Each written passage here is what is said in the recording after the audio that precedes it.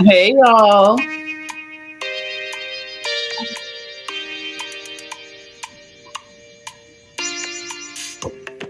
Get in here, please. We gotta talk.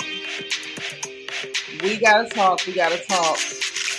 Y'all come in, hit the like button, thumbs up this video, put your like number in the chat. Don't forget your engagement button on the bottom right hand side. Send the numbers up. We need to talk. Okay? And y'all, I'm tired. I was chasing a fly today. A fly got into my house and I ran behind said fly. There were actually two. And like if you darken your house and you open the door and it's like daylight, they'll go wherever the light is, right? So one of them ran outside to the light, and one of them was like American Gladiators, was not trying to go outside. Like it dodged into the fireplace a couple times, dodged back out. Every time I thought I was close, it dipped somewhere else. I have been through it today. So y'all, please hit the like button, help your girl out. But we gotta talk. Mm-hmm. Things are happening on the internet. Mm-hmm.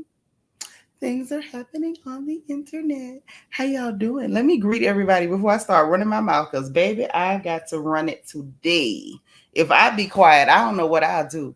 Hey Vita, I have not eaten yet, but I am drinking my tart cherry juice. I got it from Walmart, from Wally World.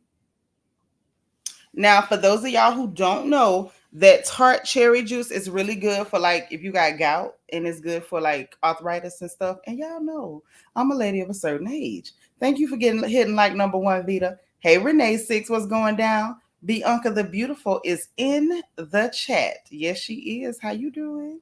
Okay, okay. Thank you for being number three, Renee. My sis Jackie Gaines is number two. Hello, hello. Fresh strawberries in the house. How you doing? Hey, just observing. How you doing? You hit it at the same time. You number three. Miss Sparkle, our resident Mary Kay lady, is in the house with number four. Hey, generous soul. How you doing? Thank you for being number six. Okay. Hold on. Y'all, I got this thing. I got all kind of alarms going off. So I got an app that tells me, that reminds me to drink water. And it's annoying. But I do it. When it goes off, I normally just do it. But now I'm not going to just down a whole bottle, because I'm on here running my mouth with y'all. How y'all doing though? Get in here, please. Hey, Destiny. Thank you for being number seven. I appreciate you. Hey, X. How you doing, girl? Happy Tuesday. Hey, D Seratinas. How you doing? Y'all hit that like button. Leah, thank you for being number 10, sis. I appreciate you. I do, I do, I do. I truly appreciate you. Lala Chanel. I've been missing my little sister. We miss you. Little sis been working her tail off. And I have not been able to see her because she ain't had time. She be getting to it, grinding. Hey, Born to Be Wild. How you doing, girl? Happy Tuesday, Auntie Eva. Thank you for being number 12. I appreciate it. DS Wild Woman is in the house. Thank you for being number 12. How you doing, Angela Davis? Good to see you, sis. Thank you for being 13. All right. Trinita Howard is number 17. Hey, sis. Hey, Gaby, what's going on? How you doing? My girl Queena up in here. She number 20, 24. Okay. Okay. I'm making sure I ain't miss nobody, because y'all, I want us to show enough talk today. It's a lot of ignorance going on. And y'all know how I feel about ignorance. Like, ignorance and moderation can be entertaining. The level of ignorance that's circulating at the moment, it's not entertaining at all. Hey, Miss Kaiser, so say, what's up, sis? So look, y'all, we got to get into a couple things. Hey, Delicia Dismute, thank you for being number 28. My sis Alita is here. We miss you. When we get off, we got to talk, because we got to catch up on the gossip. Okay? Alita in the house. Jackie, you drink that tart cherry too. I don't really like it, but I drink it because I have to, right? Hey, thank you for being 28, Miss Kaiser. So say T to the fourth power is number 30. Hey, girl. And Rochelle, she number 32. The beautiful and gorgeous Nisi Rose, the Ghanaian bombshell, is number 28 by way of Classic Canada. She is in the chat, and I am glad about it because, honey, the sisters need to have a meeting and we got to talk because it's a mess going on. Magaline, thank you for being number 35. Too adorable. Thank you for being number 36. Listen, I need y'all, first of all, let's get this first, okay? Hit the like button. Put your like number in the chat. I know I did not set my live up in time. I wanted to come in earlier, but I was working. You know, girl be over here every day. I'm hustling, so I can't always just stop what I'm doing and come talk. I want to, but it ain't always possible. Hey, Anna, thank you for being number 37, girl. It ain't always possible. So sometimes what I have to do, honestly, is like finish my work first. And then after I finish my work, then I gotta like decompress. Then after I decompress, then I'm gonna get on the phone and gossip. Then I'm gonna come in here and gossip. I'm just gonna be honest. That's what be happening. Okay. I don't just come straight in when I get through working. Hey Tafara, thank you for being number 39. All right. So listen. I'm gonna just tell y'all, give y'all the rundown on what all we got to talk about. Let me grab the notebook. Notebook in hand. So let's get into it. So this is what we have to discuss, okay? We got to talk about all this mess Beyonce calls washing her hair on the internet, okay? Because that caused a whole lot of mess, a whole lot of ignorant discourse. You know how it gets. So I'm going to touch on it, okay? And some people might not like what I have to say, but that's okay. Because we got to tell the truth and we got to keep it real at all times. Okay, so that happened. Well, let's see. Well, Meg the Stallion is getting a lot of press. She got some stray shots in the press, and then she got some bad press because she's got her former cameraman suing her. Okay, so we're gonna talk about that. And y'all, excuse me. I don't know why the yawning is coming back. Maybe I need another bag of hydration or something. I don't know. But listen. So in the midst of all the arguing, the bickering, the diss tracks and stuff online, a conversation was sparked about the young lady Saweetie. Y'all remember her? She was the one with the little stiff twerk. She was twerking stiffly. She was stiffing. She was, she was stiffly twerking. I don't know the right way to put it. Y'all know I was calling it twiffing. Like if the twerk is stiff, then it's twiffing. Maybe she was twiffing. Maybe she was stirking. I don't know. But the stiff twerk girl that was jumping up and down and like doing mule kicks with her butt kicked over with glitter, that one, we got to talk about her. Because she came up in some of this stuff. Apparently Chris Brown exposed that she's been a little friendly. Horizontally friendly. Y'all know what I'm getting at. And so it sparked a conversation with people who failed to have the range to discuss why she's being perceived different than Lil Megan the Stallion, what y'all call her. Hey, Queena, you say she was twanking? I don't know about twanking. I don't know if she was thinking, but we know that the twerk was stiff. Now that we do know. Hey, LEL. You say the twerk looked like a seizure. Now that's accurate. She looked like she had maybe possibly shaking hands with a transformer. It was interesting. Hey, Sharon Middleton, what's up, girl? Yes, she had a friendly, pocketbook. It was real friendly. And so it brought up conversations of Megan because, Megan has had all kind of allegations and people discuss her private parts like she is Sarah Bartman. Like they just put her privates on display. Thank you for being number 41, Sharon. You just made that one up. Okay, sis. I feel you. You in your creative bag. Okay. No, not twanking low. I don't know about that one now. Hey, cream of weed. I love my cream of weed. Listen, y'all, I don't see no bubbles going up. I need y'all to hit that circle with the emoji on the right-hand side with the emoji. Hit it and send bubbles up. Let the people know we in here. And I need to see who's like number 55. Who got it? Y'all don't do me like this. You say, hey, peaches and peahens and peacocks. Oh, that's so cute. I like that. I like peahens and peacocks. They're all adorable, even though the boys have the pretty colors. Dana Brown, thank you for being 45. So, yeah, we got to have that conversation because that conversation has gone off the rails. It was like listening to Mia Thornton and Nakatata try to discuss colorism on RHOP. It was really, really, really, really bad, like super bad. So we got to have that conversation.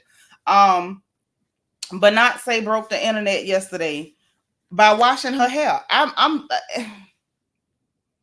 We're gonna discuss it. We're gonna discuss it because I'm tired. Okay. Auntie Big Sis is tired. I am tired. I've had it up to here. So we're going to discuss that. Also, let me tell y'all what else going on. So why ain't none of y'all inbox me? Y'all inbox me about stuff that you know I done seen because it's viral. It's everywhere. Everybody talking about it. But every time it be something that ain't nobody saying nothing about, it's on the keep it on the hush. Don't nobody say nothing. So y'all wasn't gonna tell me that Simon Guobadia is out here posting pictures with Sheree Whitfield talking about his loyal friends. Oh, we're gonna talk about it. We're gonna talk about it. And they tell me, hey Lola Duncan, thank you for being number 50, sis. And they tell me that apparently RHOP supposed to start filming soon for next season. So who in the lineup? Yes, Andrew Mack with Sheree Whitfield. You didn't see my thumbnail. Mac, you ain't see my thumb because I got them down there in the thumbnail because they standing side by side. It was him, Sheree, and two other people in a group picture. Okay? So we're going to talk about it. Yes, we are. Yeah. We're going to talk about it. We're going to talk about it. Yeah, we ain't going to talk about what they want us to talk about. I want to talk about that. Why that's your loyal friend. I want to talk about that. Let me see what else went on. I know what else happened that I would like to discuss. So some information has resurfaced concerning the O.J. Orenthal James Simpson case concerning Nicole Brown and Ron Goldman. Yes, so conversation has resurfaced about a fella by the name. Well, I ain't gonna say what his name is, but it's some information that resurfaced, and I feel like it bears a conversation, and we're gonna talk about it. Hey Tish, thank you for the 2 likes, sis. Priscilla Clemens, thank you for being 47. They said end of this month, first of next month, so something like that, child. Prima Week said all them relationships are so surface and superficial. Yeah, but I was just wondering. We gonna have a little talk, little chat, little chitter chat about that. So maybe she gonna be in a love triangle with the jailhouse dude. Child, Tyrone is gone, girl. She can't call Tyrone. Call him. Can't do that. And tell him, come on, help you get your. Yes, I don't know who added it. You say Karen, Glizzard, Ashy, Dr. Wendy, and Max say Mia. Yeah, we know about them, but who else? That's all gonna be on the show. I mean, I'm okay with it if that's what it is, but I'm like, y'all ain't even announced the lineup and y'all done started filming. Miss Kaiser Sose say Sheree just need to go over to Love at the Lockup because of one convict. Man, y'all hard on a girl. She had one lapse in judgment, got one jailbird, and now you want her on the show. Hey, Brandon Martin, thank you for my first supporter today. I love you, I do. Thank you so much. Say, let's talk about all of it. Yes, we are. Yes, we are. DH, hey, thank you for being number 53. I appreciate y'all. I don't see no bubbles. Where the bubbles at? Where the bubbles at? Hey, Randa. Thank you for being number 51. I appreciate you so much. Max says Sheree would be a better fit for Love After Lockup. I don't know. Let me tell y'all something. Do you know I've never watched one episode of Love After Lockup? Not one. Not one have I watched. Never. So I don't know. I can't confirm nor deny. I don't know. I know what we are gonna do. Let's get this Beyoncé stuff out the way quick. Cause I have had it. And when I say I have had it, I may need a stick so I can whack everybody on both sides of this one.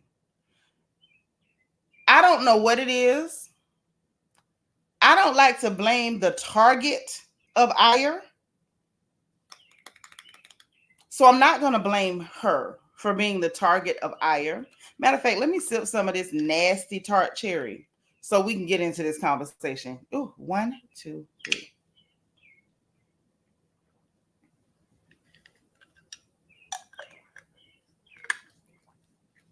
Help me, Lord. Okay. I'm not going to blame her because she's just a target of the ire. Okay. Not going to blame her because nobody wakes up and says, you know what? I think I want people to target me, call me out my name, make up stories on me. Like nobody asked for that. So I'm not going to blame her. Hey, cool gamer. Always cool. Always in the house. What's going on? So not going to do that. But anyway, I'm going to just mention what happened for the people who may have missed it. I don't know how you could have missed it.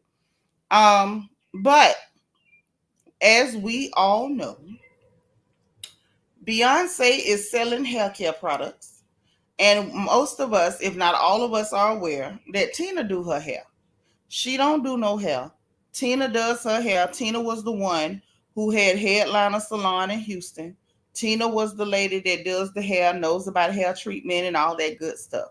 So, in my humble opine, I feel like this is more Tina stuff than hers. But you know, she the celebrity, so there you have it, right? So she's been selling this stuff, I want to say, since the Super Bowl, I want to believe. And I saw some stuff I want to use, the rice water and rose stuff to put on your hair. You know, because that's a protein treatment. You can't go wrong with a protein treatment. You can do too much and actually like fry your hair, you know, doing too much with the rice water, but you know, every now and then ain't gonna hurt you. So I wanted to try some of that.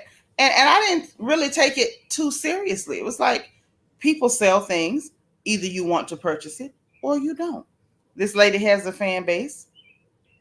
If they buy her products, honestly, I can't see how that should affect or hurt anybody's feelings. So I, you know, paid it very little mind. I did see a few people reacting to the products or like testing the products, as it were. Um, some young men, some young ladies, different curl patterns, different grades of hair, and everybody, you know, had their opinion. I don't think I heard any bad opinions, but I heard some that were kind of indifferent, like, man, kind of like what I'm already using. I heard some people say, oh, this is great, you know, and you kind of expect that with products. And I didn't think much of it. Y'all hit the like button. Who is like number 75? Who is like number 75? Who got it? Who got it? It's 24 after. By 25 after, I'm going to call it. So, listen. People started doing what they do when it comes to this lady. I don't know what it is and what the fascination people have with Beyonce. I don't know.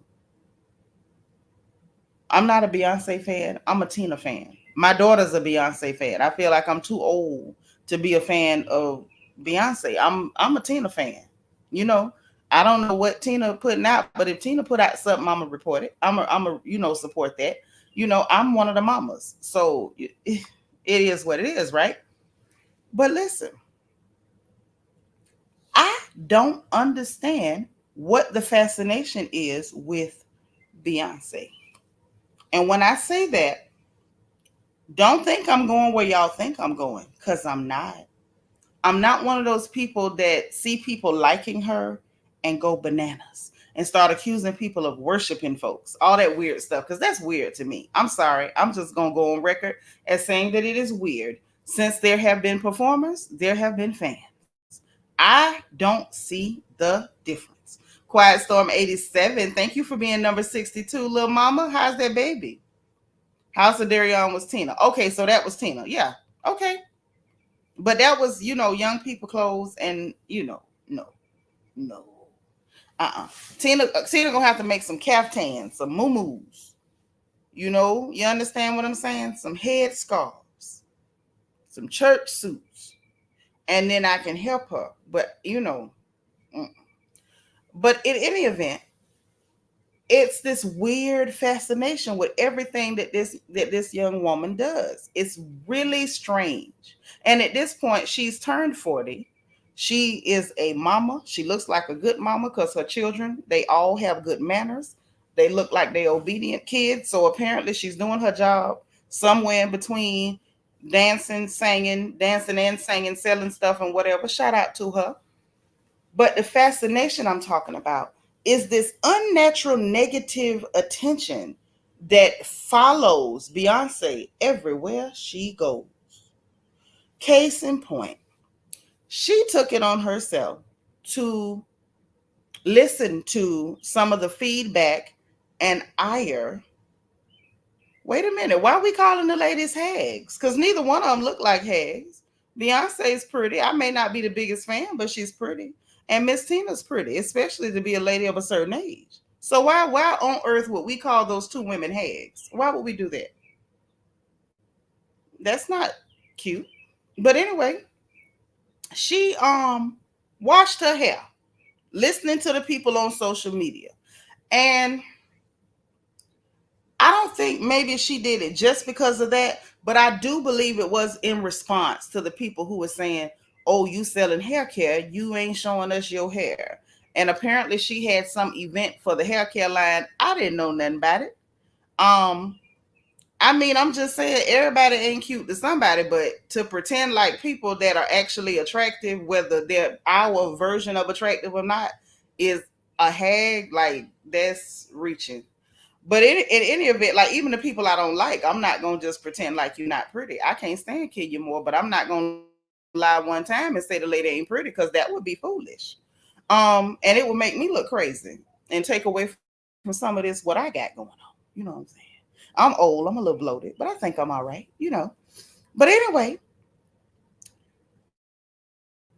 had some kind of event for the hair care. I didn't know nothing about it because I don't follow them folks like that to know when they having events, when they doing this, that, and the third. So apparently, when she did the event for her hair care, I believe it was up to like a month ago.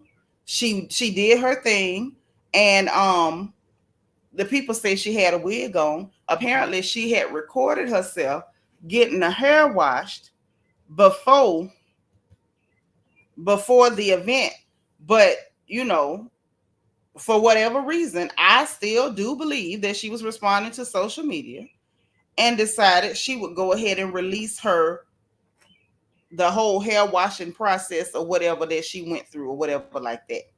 Okay. They say she's not personable and relatable. Maybe. I honestly, baby, I don't know enough about her. I don't know enough about her to know whether she's personable, relatable, nothing. I mean, I'm into the gossip, but I ain't never heard nothing she did. So I don't know. She could be. I honestly, I've never met anybody who knew her other than her daddy. I met him once because I did an event at the Rice Mansion in Houston, and he was there because I think that's his property or their property or whatever. Hey, Awa, thank you for being like number 62. So who is like number 77? Why? What's going on with my likes? Because if y'all don't like me, I can go home. I'm already home. We just shut it off. Y'all don't love me no more. I can't get a like. How come? How come? I'm a roll for a little bit, but we're gonna see what happens. Because if I can't get no likes, that like means something to me. Y'all, please hit the like button. Please put your like number in the chat. Please make sure you're greeting people. I know I didn't do the housekeeping. I just started talking because I was ready to talk. And please, if it's your first time being live, please put first time live or FTL in the chat so we can welcome you. Okay. So listen, I met the daddy. I did meet him because Rice Mansion over there in Houston, like I said, is their property. I was hired by someone to do an event, and that was the year Peanut Geneva graduated. And I went over there to set up everything, and we did. I did edible centerpieces and all of that, and he was there. And apparently, like, well, not apparently, but just so y'all know, there are spaces he's got there, like glass cases with old Destiny's Child costumes and stuff in there, like it's some type of pseudo museum. I don't really know what he was going for with the space. Okay, Leah, I don't know what he was going for with that space, but he was clearly going for something. And I was just like, what is this for? Whatever. But when I met him, he was not friendly. So when it comes to that stuff, like I can't speak on who friendly if I ain't never talked to you. I did speak to him. He came where we were while we were setting up stuff, and he was not friendly. And he took one of the pieces of my edible centerpieces off the table on his way out the door. That people paid money for me to create and put on the tables. Now that's all I know about the daddy. After that, they put a bad taste in my mouth. But to say that, I can't say I know nothing about that girl because I've never met her. I don't know nobody who know her. I only met the daddy in passing and I was not impressed. I don't know anybody who knows her. So I don't know that she's not personable or any of that stuff. And that's another thing. Like some of this stuff that, I just don't know nobody that know them to say anything. But anyway, I digress. She decided, yes, Auntie Eva, that's what he did to me. If I did not have extra pieces to complete that centerpiece arrangement, I would have been screwed, honestly, because I had already received my payment and I was delivering that evening. And that's what he did to me. Took a piece of my centerpiece arrangement because it was edible and trelawned his butt out the door eating it. And I'll repeat it again in a court of law. That's what he did in front of these two eyes. And it was not easy for that stuff to be set up. But I'm going to let it go. I'm going to let it go. God say forgive. I'm going to let that go. Okay? I ain't want to, but I am. Lita say he always strikes me as an unfriendly person. Well, I can tell you he was unfriendly and wasn't very nice because I don't think it's nice to do stuff like that. T to the fourth power says, right. That's why they said she decided to open up to the fans by doing social media posts allegedly. I think so, T. I think that's why she did it. I understand why she might feel that way because I think at a certain point, maybe people get tired of getting picked on online. So I've noticed certain people do get picked on, get bullied, get called all kind of names when literally there's nothing to support it. It's just based on the majority talks bad about this person. And I think some people just want to feel included. So they jump on bandwagons and so they feel included with the bandwagon. My baby just showed up, say some people at ghetto but aren't in the ghetto. Yeah, and ain't even from the ghetto. It was just ignorant and rude is what he was. Peanut is here. She number 66. So y'all really not going to hit the like button tonight. That's what this is. Okay. Got it. Hey, Yo Mayo. Thank you for being 64. Clyde Jones in the house. Thank you for being 65. I appreciate you. Destiny says, sometimes we think we own these people because we love their work. She seems private and guarded as she should be. I know I would be as mean as people are on social media, especially if I had children like she do, young kids. Too Adorable say, I heard she's a nice person and super family oriented. I know two of her dancers. Well, at least you know somebody who know her. You know what I'm saying? That's why I'm real careful about, just certain stuff. Unless I done heard it from your kin people or somebody close to you, I'm not finna say certain stuff. You know what I mean? I'm just not. Don't mean it ain't true. I just don't know it. You know what I mean? Y'all know how I am. I'm funny about that. I don't believe in no lying and no signifying, so I'm just not doing it. Okay. Um, they do feel the need to critique everything she does. So she took it on herself to show her washing and conditioning and styling regimen. Okay. Thank you for being number 69, Vita. I appreciate that. You've been in here all this time. You just hitting it. Okay, but we getting there. That's better. I feel a little bit better on the inside because that was messing with my self-esteem. I was going to feel bad. For real. Okay. I'm just being open and vulnerable. I was going to feel bad. Like, dang, my sisters don't love me and they won't hit the like button. Why? You know? But anyway, so she did that and it sparked a lot of online ignorance. Let me just tell you that. It sparked a lot of online ignorance. And that's why I said I'm being very open in that I'm not blaming her for other people being ignorant, but her deciding to simply something as simple as washing and flat ironing some hair and curling it caused this much of an uproar. That's why I called it a hair hurricane, because a wash, a condition, a blow dry, and a flat iron and a curling wand caused all of this minutia. Hey, Helene Easley, thank you for being number 66 too. I appreciate you, sis. So look, so the conversation got weird online. Conversations got weird. To the extent of, oh, I'm seeing her scalp, but it's still a wig. And I said, okay, that's to be expected. Some people are dedicated to being angry and it doesn't matter what you do. That's why I'm kind of like, girl, what was the reason? Because you know, it doesn't matter if she allows somebody to zoom in with a camera to her scalp and go strand by strand. People who don't like you are still going to say it still ain't hers. You know what I mean? So what was the reason? That's number one. Like, I get it.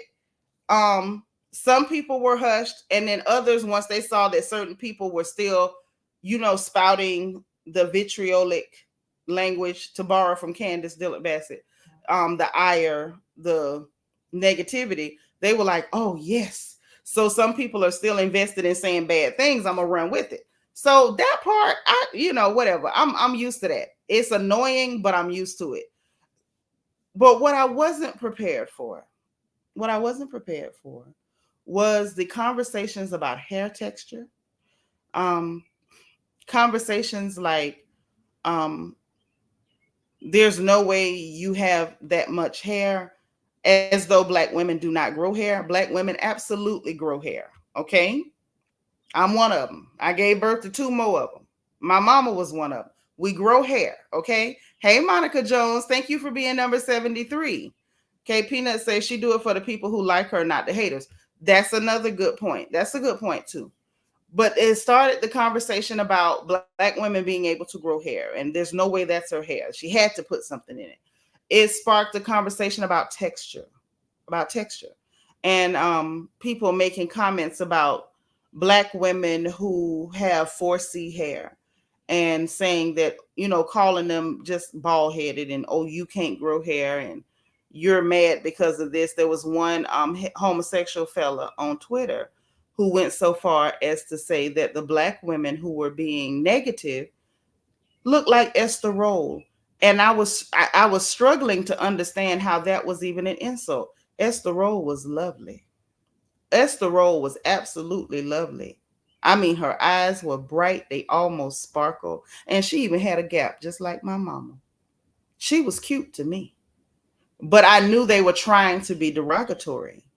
Max say, don't they say the same about Oprah and Kenya? Yeah, they do. Anytime a Black woman actually has hair on her head, it must be from somewhere else. Thank you for being 73. Happy to be happy. I appreciate it. It sparked conversation. I heard someone that I again, a content creator that I love dearly, make this horrible parallel between she and Rihanna, and asking how come they get to sell hair products to people who have a tighter coil pattern in their hair why, how come they get to be the face of, I was like, what do you mean? We're all black women. Like, so what are we really promoting? It's almost like we're promoting that we all have to look the same. We're not allowed to look different. It was conversation about her promoting European standards of beauty because she straightened her hair. And it's like the lady was getting ready for an event. So how she styled her hair for an event, I said, listen, we sick, boss. Hey, Tamika Godbow. She says Beyonce has always had long hair, which I do not understand why people are acting so amazed. Her hair length is not synonymous with her hairline. It is not. It's not. And I just don't understand how we got that far down the rabbit hole that we're having these conversations about in 2024 about the shock that black women grow hair. And the ones who didn't do that, I saw conversations that came up. Yes, I was. Apparently, if you press your hair, if you flat iron your hair, you're upholding a European standard of beauty. Even that is something someone wants to make into a think piece and some sort of social injustice, the straightening of your own hair. Um, like I was saying, a content creator that I love dearly, I enjoy his commentary. And he was making you say it's Beyonce derangement syndrome. Is it? Say it's so ignorant and ashamed. I have locks down to your other places. I got you. It's madness. Yes, people are sick. And what's disturbing to me, y'all know I like to talk about it, what's going on, why it's happening, and where it's coming from. What's most disturbing to me is that a lot of the ignorance, while a lot of it is coming from males, if we're gonna be honest, a lot of it is coming from homosexual males, but a lot of the negativity, the nastiness, the promotion of these stereotypical ideas are coming also from black women. But back to what the content creator said, because I don't want to get past that. I want y'all to hear this.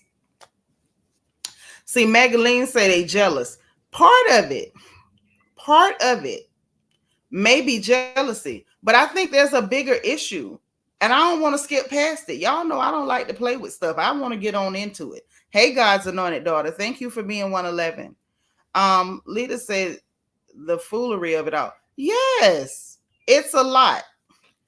To Adorable say it's crazy. All you need to do is keep your scalp clean and hydrate your hair strands. For some people and for others, they may have to do more because hair is individual. Hair is as individual as a thumbprint. Okay. D. Seratina says it's ignorant. I have locks down past my behind, and others have asked me or accused me of having fake locks, saying black women can't grow hair that long. Right. But this, let me tell you. So he was saying, and usually, sometimes I don't, y'all know I don't agree with everything anybody says, but he was making the point that why is it these people, like, okay, when he said, when it came to Beyonce, why is it someone with her hair pattern, her curl pattern, a looser curl pattern, gets to sell hair products for people, for all black people, including people with 4C hair, when she doesn't have 4C hair? And I'm thinking, then he said, started talking about Rihanna's cosmetics and saying, like, how come she's a light-skinned person? How come she gets to sell cosmetics, for darker ladies? And I know that there were a lot of, the cosmetic companies did not cater to and did not provide cosmetics for darker hued women. Not, those are not his words. Like, he said, that's what he said, but I'm paraphrasing. It's not verbatim, is what I'm saying.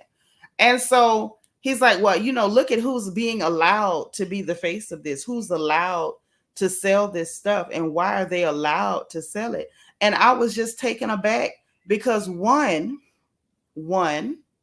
if you have the idea, you bankroll it, it's your company, you're going to be the face of your company. That's number one. Hey, Miss Weedy Pooh, thank you for being like number 80. That's number one. Number two,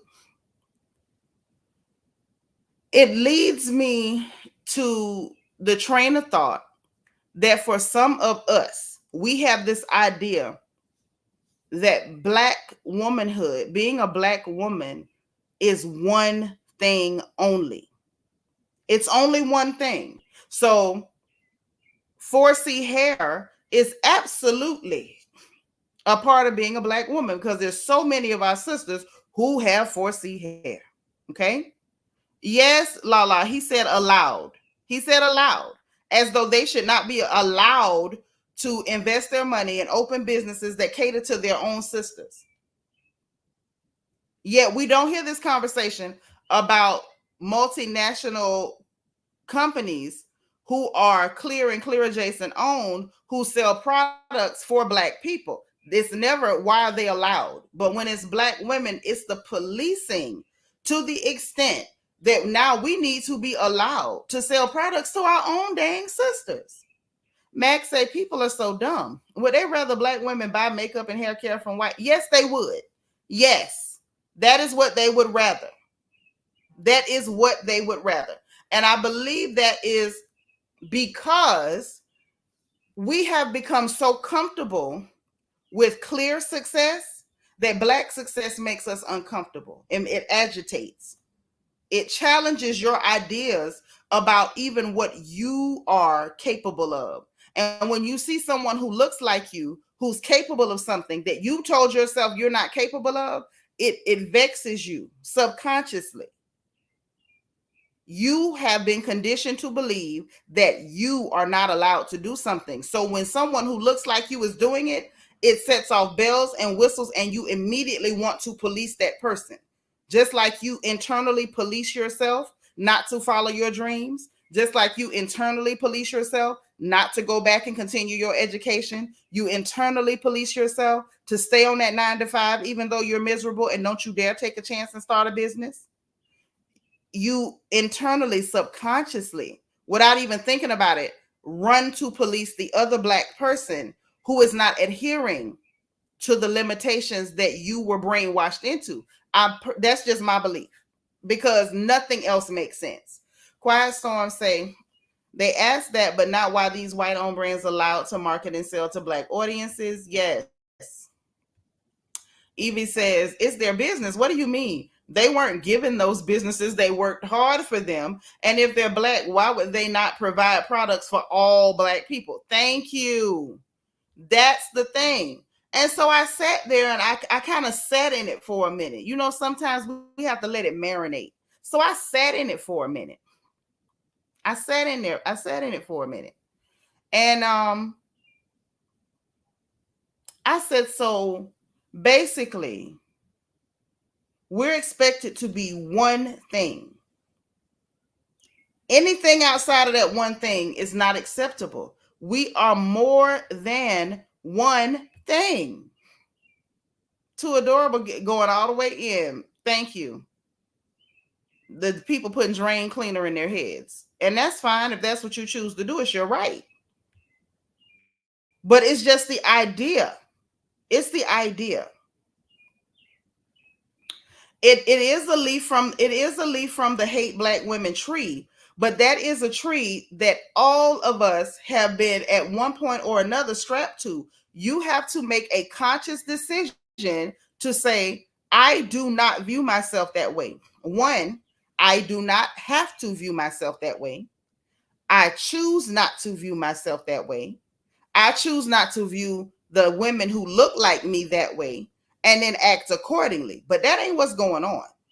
And so when I sat in it, y'all, when I let it marinate, I'm sitting there like, Black women are the most diverse group of women on the planet. We are. No other group of women are as diverse as Black women. So what it means to be a Black woman is so diverse. It is so exotic, if you will. Hey, Hood Star, thank you for being number 83. Yes, we are not a monolith, and we never will be. It's not possible. No two of us are alike anywhere on the planet. So people, and it bothers me more when it's people who are not even us, when it's not even a Black woman. I despise to hear a man of any hue open his mouth to start telling me, a Black woman, how I have the right to exist, express myself, or celebrate my sisters. Like, it just ain't your place. Stay in your lane. You have one. Get in it. Get in it. But as diverse as we are, there's pressure put on Black women to fit into one box. So if a Black woman whose hair is not 4C, she shouldn't be able to sell products that are helpful to women with 4C hair.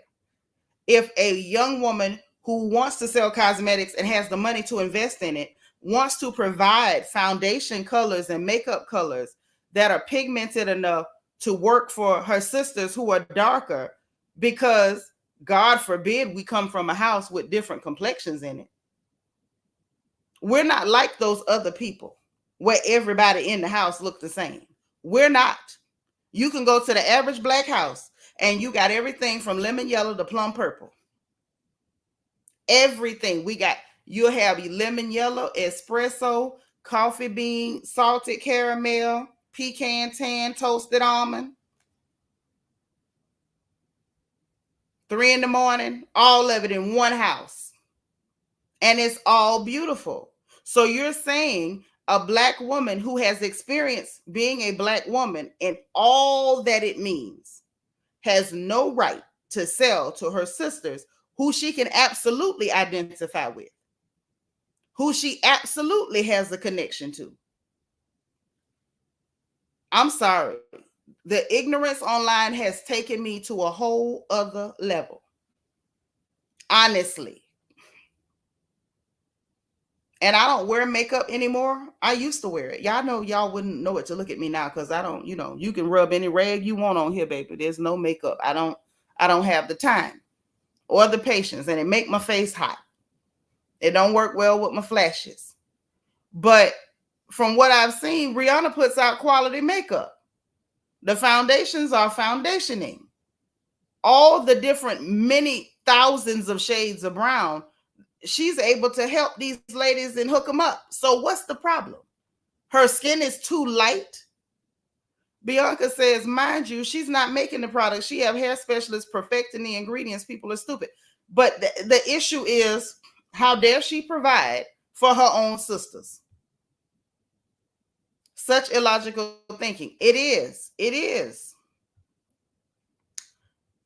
Yeah, I don't even do lipstick like that. My lips too big. I'm uncomfortable these days.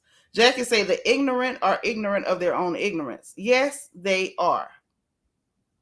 But she really started a whole storm online by washing her hair. And I said, I ain't never seen nothing like this. One woman wash her hair, every Black woman on the planet catch a stray.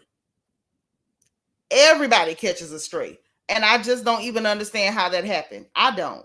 Anna say, yeah, we run to the Chinese. Do they have our skin tone or hair texture? At all. At all. And it's usually the Koreans who have the hair beauty supply store. Usually.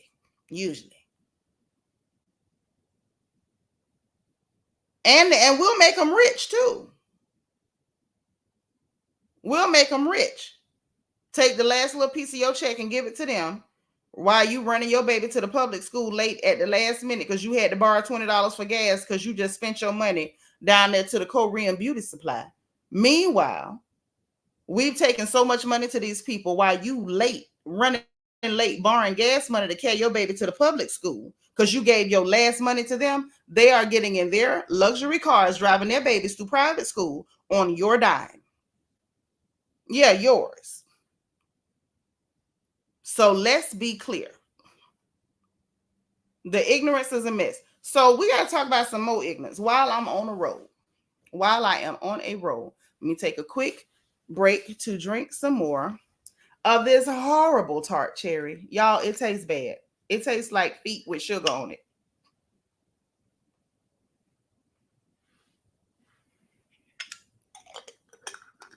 But I'm going to make it. I'm going to make it. Oh, Jesus, I'm going to make it. Hey. And the aftertaste feel like you got a mouthful of pennies. Y'all, it's bad, but it's good for your knees. It's good for your knees. Okay? Only one Adrian said, people forget Mama Tina had a whole salon, right? They were styling and protecting all types of black hair in there. B grew up around them different textures. But my auntie that did my hair from the time I was 4 was what we love to call high yellow. And my hair was all right. And so was my sisters and my mamas and everybody who drove to her. Hey, Miss Gardner, thank you for being number 86. Lala says, not to mention, many of them don't like us. They don't. They don't. But listen, while we own the conversation of online ignorance surrounding these celebrities. So, how many of y'all seen just or caught a glimpse of what went on between the young man from the Migos, Quavo, I believe is his name, and Christopher Combat Chris Brown? You know the one that like to beat up on girls and get in altercations. Y'all know little Combat Chris. So they had a little back and forth where he decided to divulge that while Saweetie was dating Quavo, she was also sleeping with him. And so online went to onlining. Y'all hit the like button. Please put your like number in the chat. Online went to online, and y'all. Online went to online and real hard. And so what ended up happening was that while online was onlining, people were saying, oh, Sweetie's that girl. Go, Sweetie.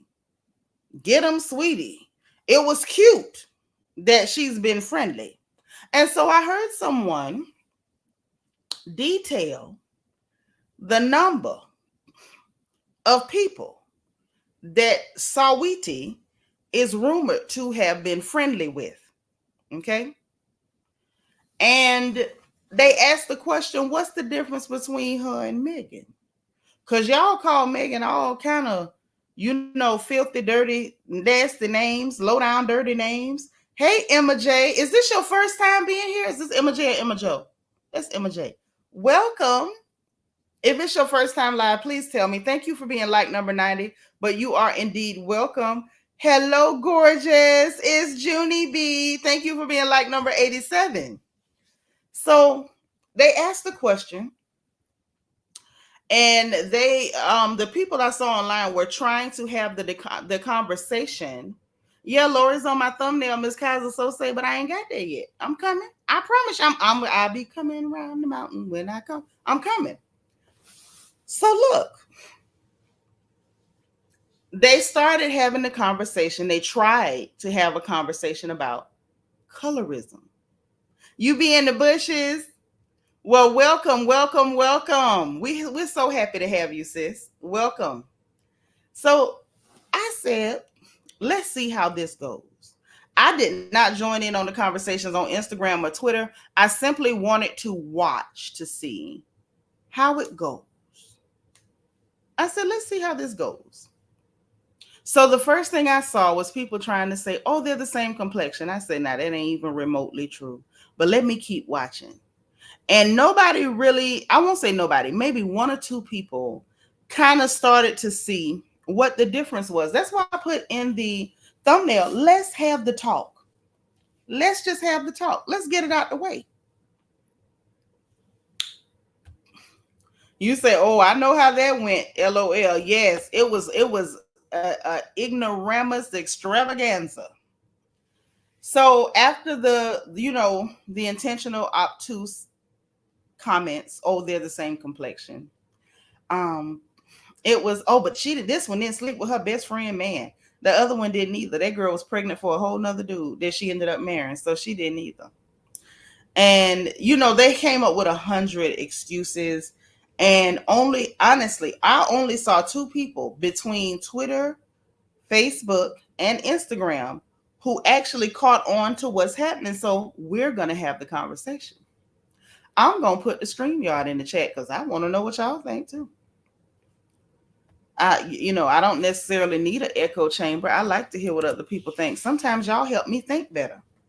So listen.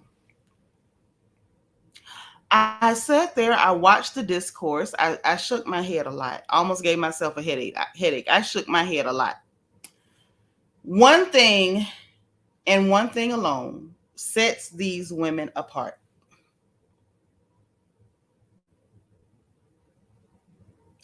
Blackness versus racial ambiguity. That's what sets them apart. Hey, Ray Ray all day. Tamika says Megan is an anomaly. To some people, yeah. To some people. But this is all about blackness versus racial ambiguity. Or more to the point, more to the point, black woman versus a multiracial woman. Okay? That is the issue.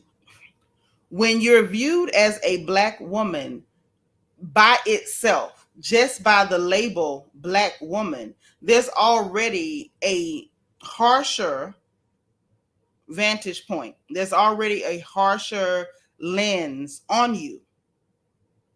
You know what I mean? It's almost like when we were growing up, those of us from my generation, we were told that we had to be twice as good to be considered good enough, right? And we were told that as though it was normal. And I think a lot of that has been embedded in us. Not just that we had to be twice as good as at a skill set, but we had to be twice as good when it came to everything. When I went to um, elementary school, we had back home in Ocala, we had elementary and then we had what we call upper elementary when I was a little bitty girl. You went to elementary school, which was K through 3, no, K through 2. Hey, Vet, all the way from Birmingham, UK. What's up, girl? I went to elementary was K through 2 over at College Park, okay? And then we went from elementary to upper elementary, which was 3 through 5 over at Dr. Nathaniel Hawthorne Jones, okay, which used to be the black school, okay? By the time I got to school, it was no longer just the black school, but they still treated it like the black school because there wasn't no funding. Wasn't no funding. So it was around that age. Hey, Frenchie. Make sure y'all hit that like button now. It was around that age I started, they started putting me on different programs to make me speak and do poetry and readings. And my third grade teacher, Paula Fordham, shout out to her in heaven, was the first person to ever let me write an article. There was a black newspaper in Ocala. Okay. It was run by Major Bernard, who used to run the only black radio station, which was WMIM. And then there was this little black newspaper. And Miss Fordham had a column in the black paper. And she was my third grade teacher. And she would allow me to write articles, write poetry and poetry and prose to put in the paper. So it was around that time when it was first hammered into my head that when you're a black girl, you have to be twice as good to be considered just good enough. And it was so much so that I knew if they gave me a microphone and put me at a podium, I knew that my English had to be impeccable. I knew that my vocabulary had to be impeccable. Hey, Ree, I knew that I had to be able to turn a phrase. I knew that I had to understand what an anecdote was. I knew I had to be able to captivate the people I was speaking in front of. So, I joke all the time in here, and I'd love to let y'all know, just because you hear me cutting up and clowning and using double negatives and using dialect and whatnot, understand that I don't have to do that. I don't. I wasn't trained to, actually. That's something I picked up later because I became aware that if the dialect of other people is legitimized and even studied, then our own should be as well. That's just me. I'm gonna leave that where it's at. But I think a lot of what we see and how we view each other as black women, it comes from that mindset that was hammered into us. Other people could be ignorant. Other people could misuse words. Other people could have grammatical errors. We could not. Other girls, y'all know which girls I'm talking about, could do Girls Gone Wild, and they could flip up their shirts and scream, woo! And it was acceptable. It was celebrated. It was championed.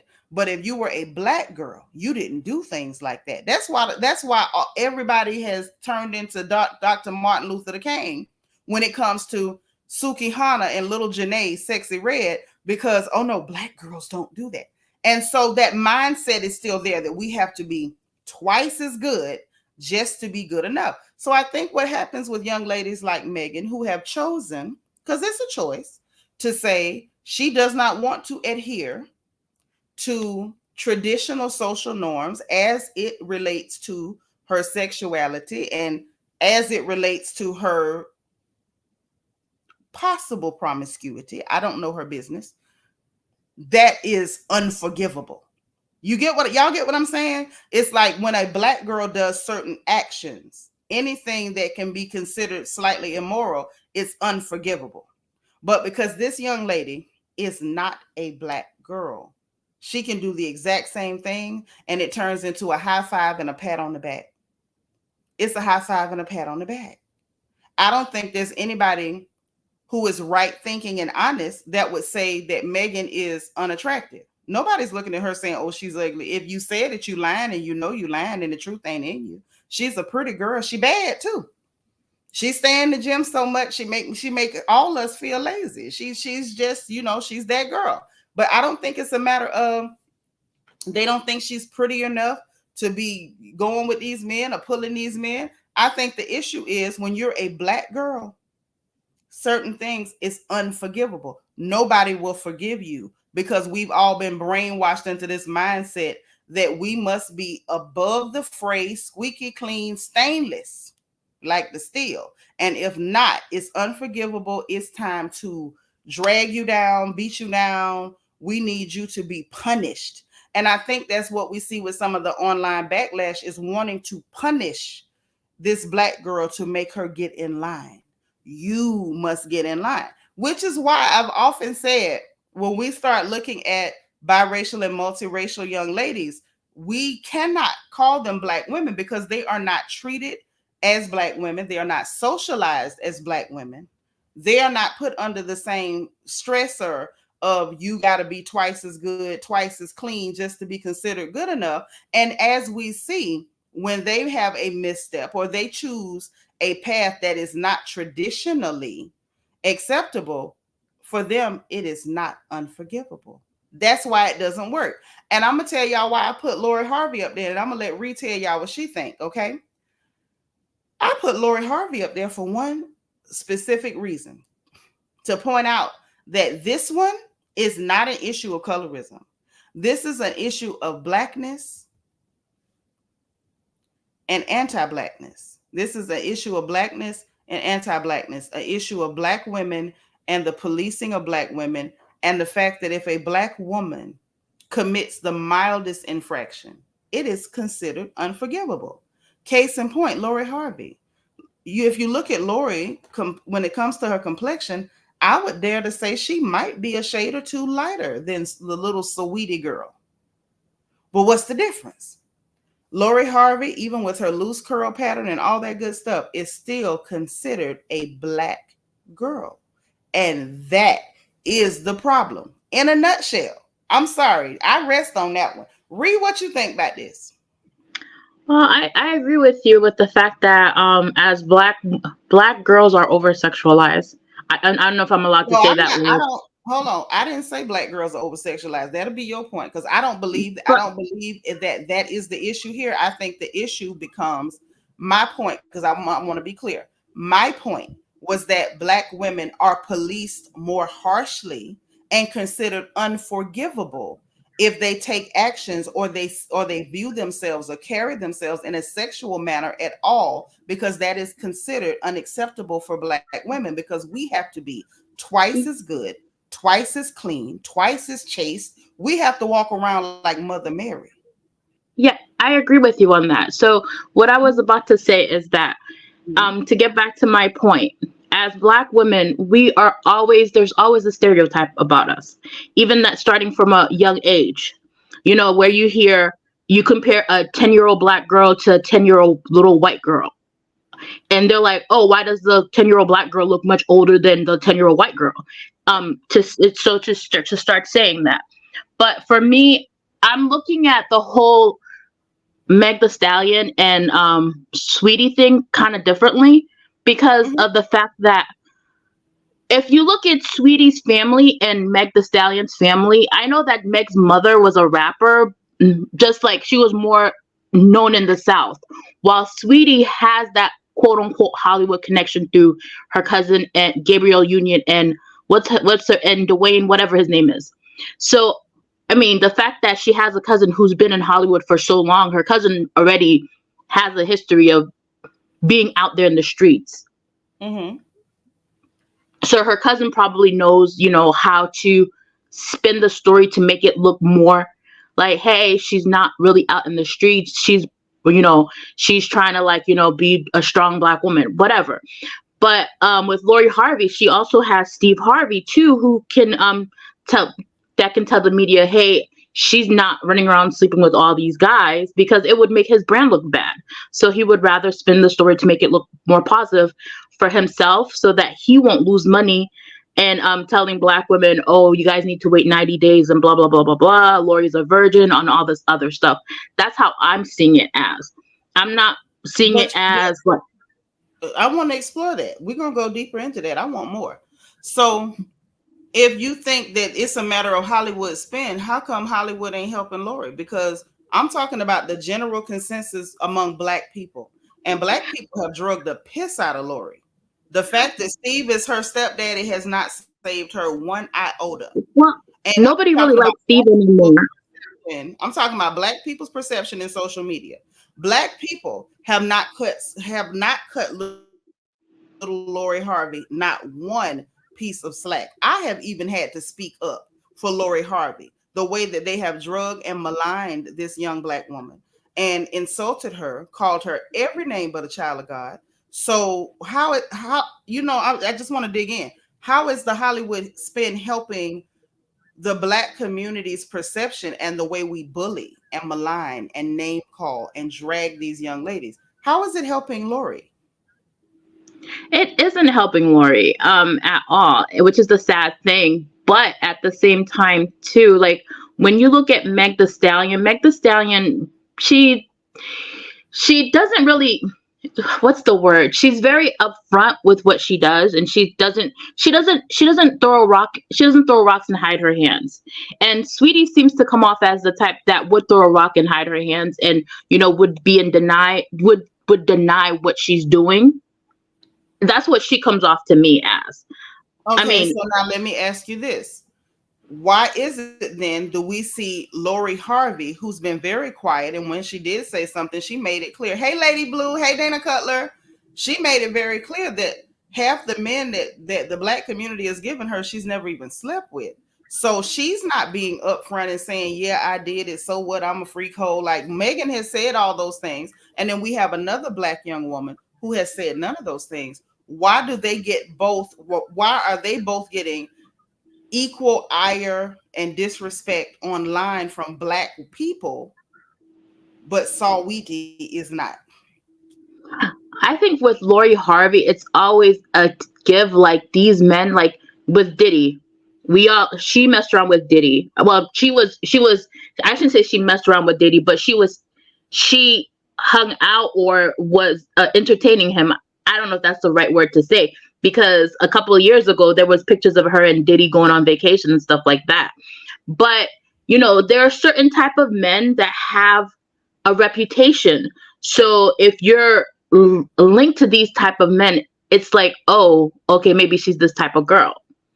And that was like the unfortunate part for Lori Harvey, was because there were some men that she linked herself with that were very questionable. That's all I'm saying. Okay, so what about Saweetie? Because she was linked to some questionable characters too. The So only why is person she I not know. getting the same amount of draggage? That's what I'm getting at. See, the only parallel I'm seeing as to why Lori and Megan are being dragged, these are two young women with two very different aesthetics. The only thing they have in common is that they are black women, And one is very quiet and demure, one is very extroverted and open and vocal about her lifestyle. So they're like two polar opposites, and the Hmm. only thing they have in common is being black women. That's it. With All Sweetie, three of these young ladies, hold on, all three of these young ladies have been attached at some point on pen, paper, pad, media to black men with questionable pasts. So, what is the difference in the way the two black girls are being treated and the young woman who is not black at all? And even when we delve into Saweetie's connection to Gabrielle Union, Gabrielle has been drugged. I mean, oh Hill and Dale and Yon.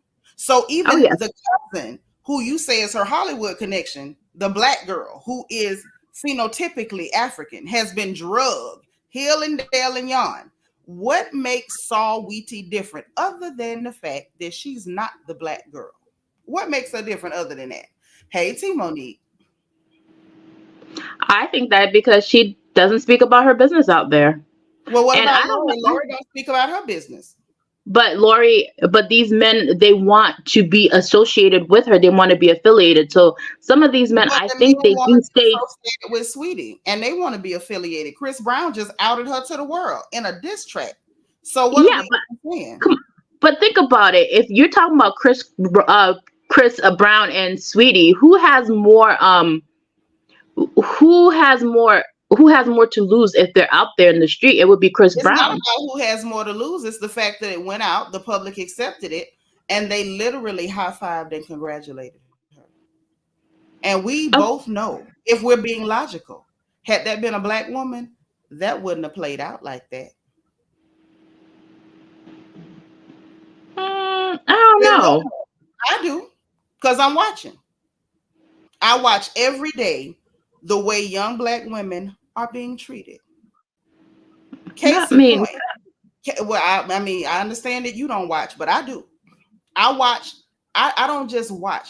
I watch anthropologically. I watch to study the behaviors. Look at Fallon Pena. Case in point.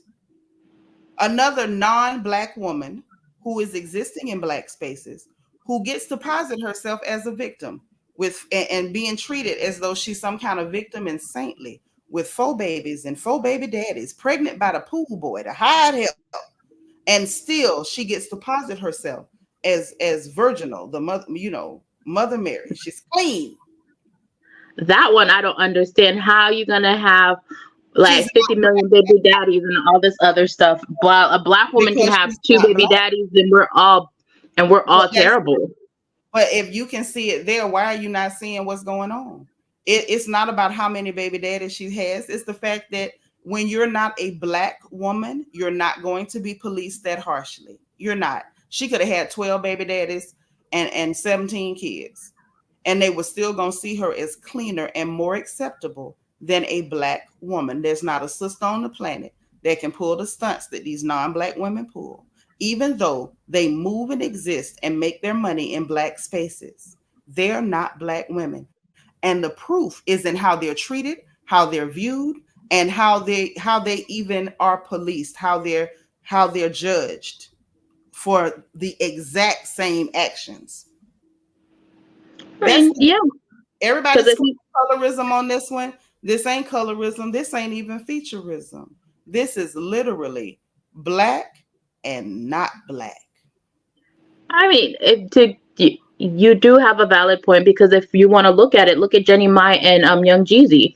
The Yeah. fact that I mean, if it was a black woman, she would have been called all types of gold diggers, and they would have said, "Hey, that was her intentions from the jump."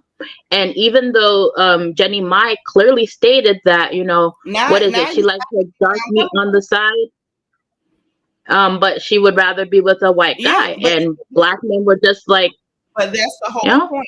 The fact that she could say something like that, and black men still see her as a better option. But I think Someone for who me, what feels disturbed me on someone who feels like you're only supposed to be on the side is a better option than those other black women that he actually made children with. But the thing that always disturbed me with that whole situation is how many black women defended her. That was coming to like That's windmill for her. but see that's now you coming back to the conversation because you kind of got away from it. This Oh, is where I'm coming back to. Now you coming back to me. That's why I wanted you to go down the road and I wanted to go with you. Because I figured eventually you going around the loop, around the turnpike, and you get right where I'm at. I'm sorry, I was on 95 and then took the Orlando Turnpike to your. No, but I knew you was coming. I knew you was coming. They didn't know if you was gonna make it in the chat. That's why I didn't even look at the chat. Because I knew you was coming. I knew it was just taking you a while to get around the bend. Now you're where I am.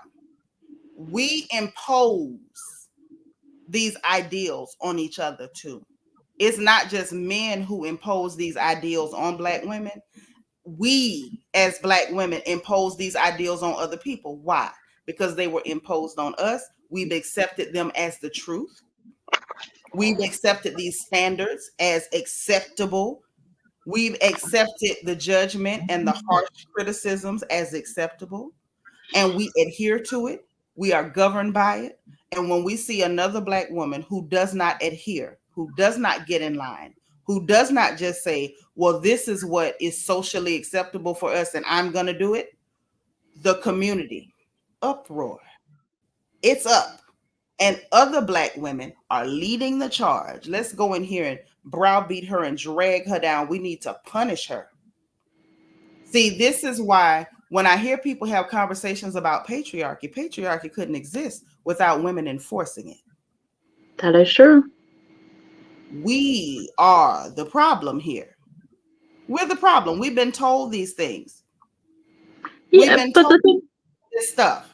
And a yeah, lot of our people have taken it to heart, and it has become what some would consider a cultural moray to go against that. Yes, definitely the colonized mind, and it's also the conquered mind.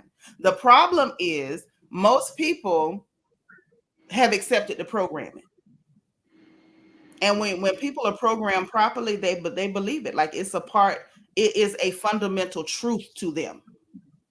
It's the same way we see like the ladies on Potomac who behave in ways that uphold colorism. The ideals and the systems that they uphold and they live by, these things are fundamental truths to them. It's not true in any real way, but to them, it's a truth to them. So it's not as simple as presenting an idea to somebody and saying, now change your behavior. That mindset, their reality is based on that truth. And it's really sad. I literally sat online and watched people struggle. It was like watching, a giraffe trying to put in a light bulb. It was real sad to watch. It was like, okay, so y'all can see that there's a difference, but you're not able to make the connection. You can't make it's like they couldn't make the connection. And it was so much ignorance that was thrown back and forth. And the inability to keep one singular vein of thought, like they just couldn't do it. I literally saw two people that were able to articulate what was really going on.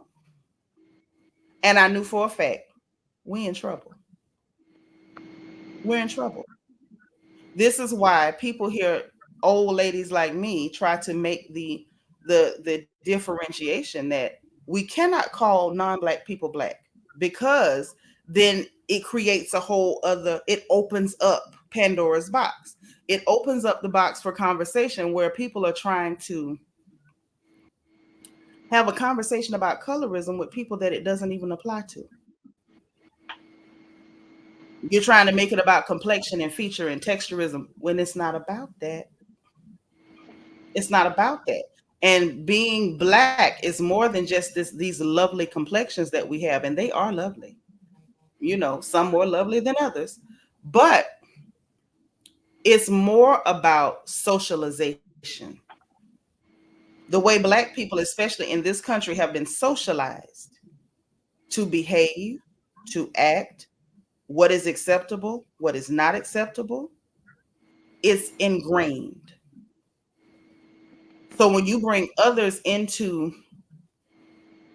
the construct, and you bestow blackness on them, and they have not been socialized as black people in this country.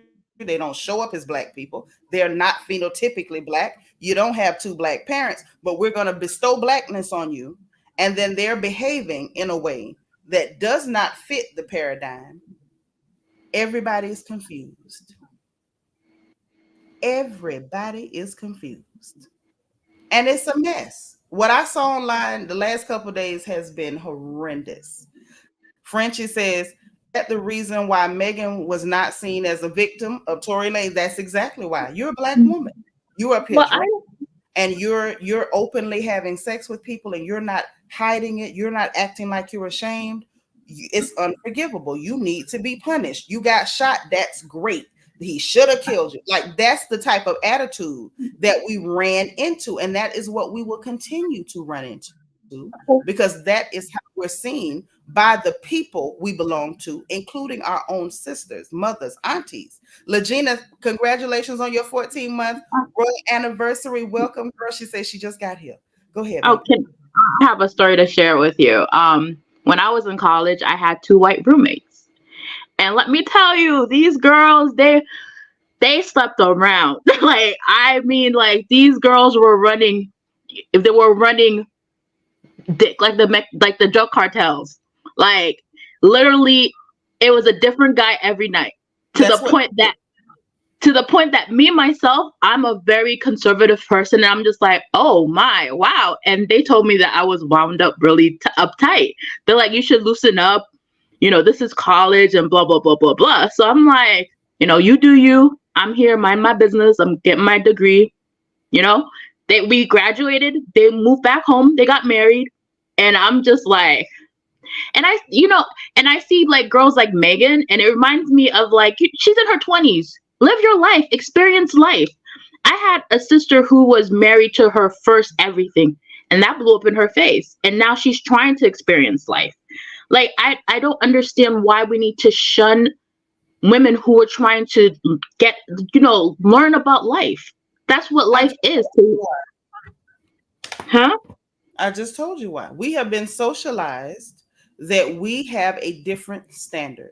We have to be twice as clean. We have to be twice as chaste. We have to say all the right things. We have to dress in a way that pleases everybody around us, not us, everybody around us. Whatever skill that we have, we better be twice as good.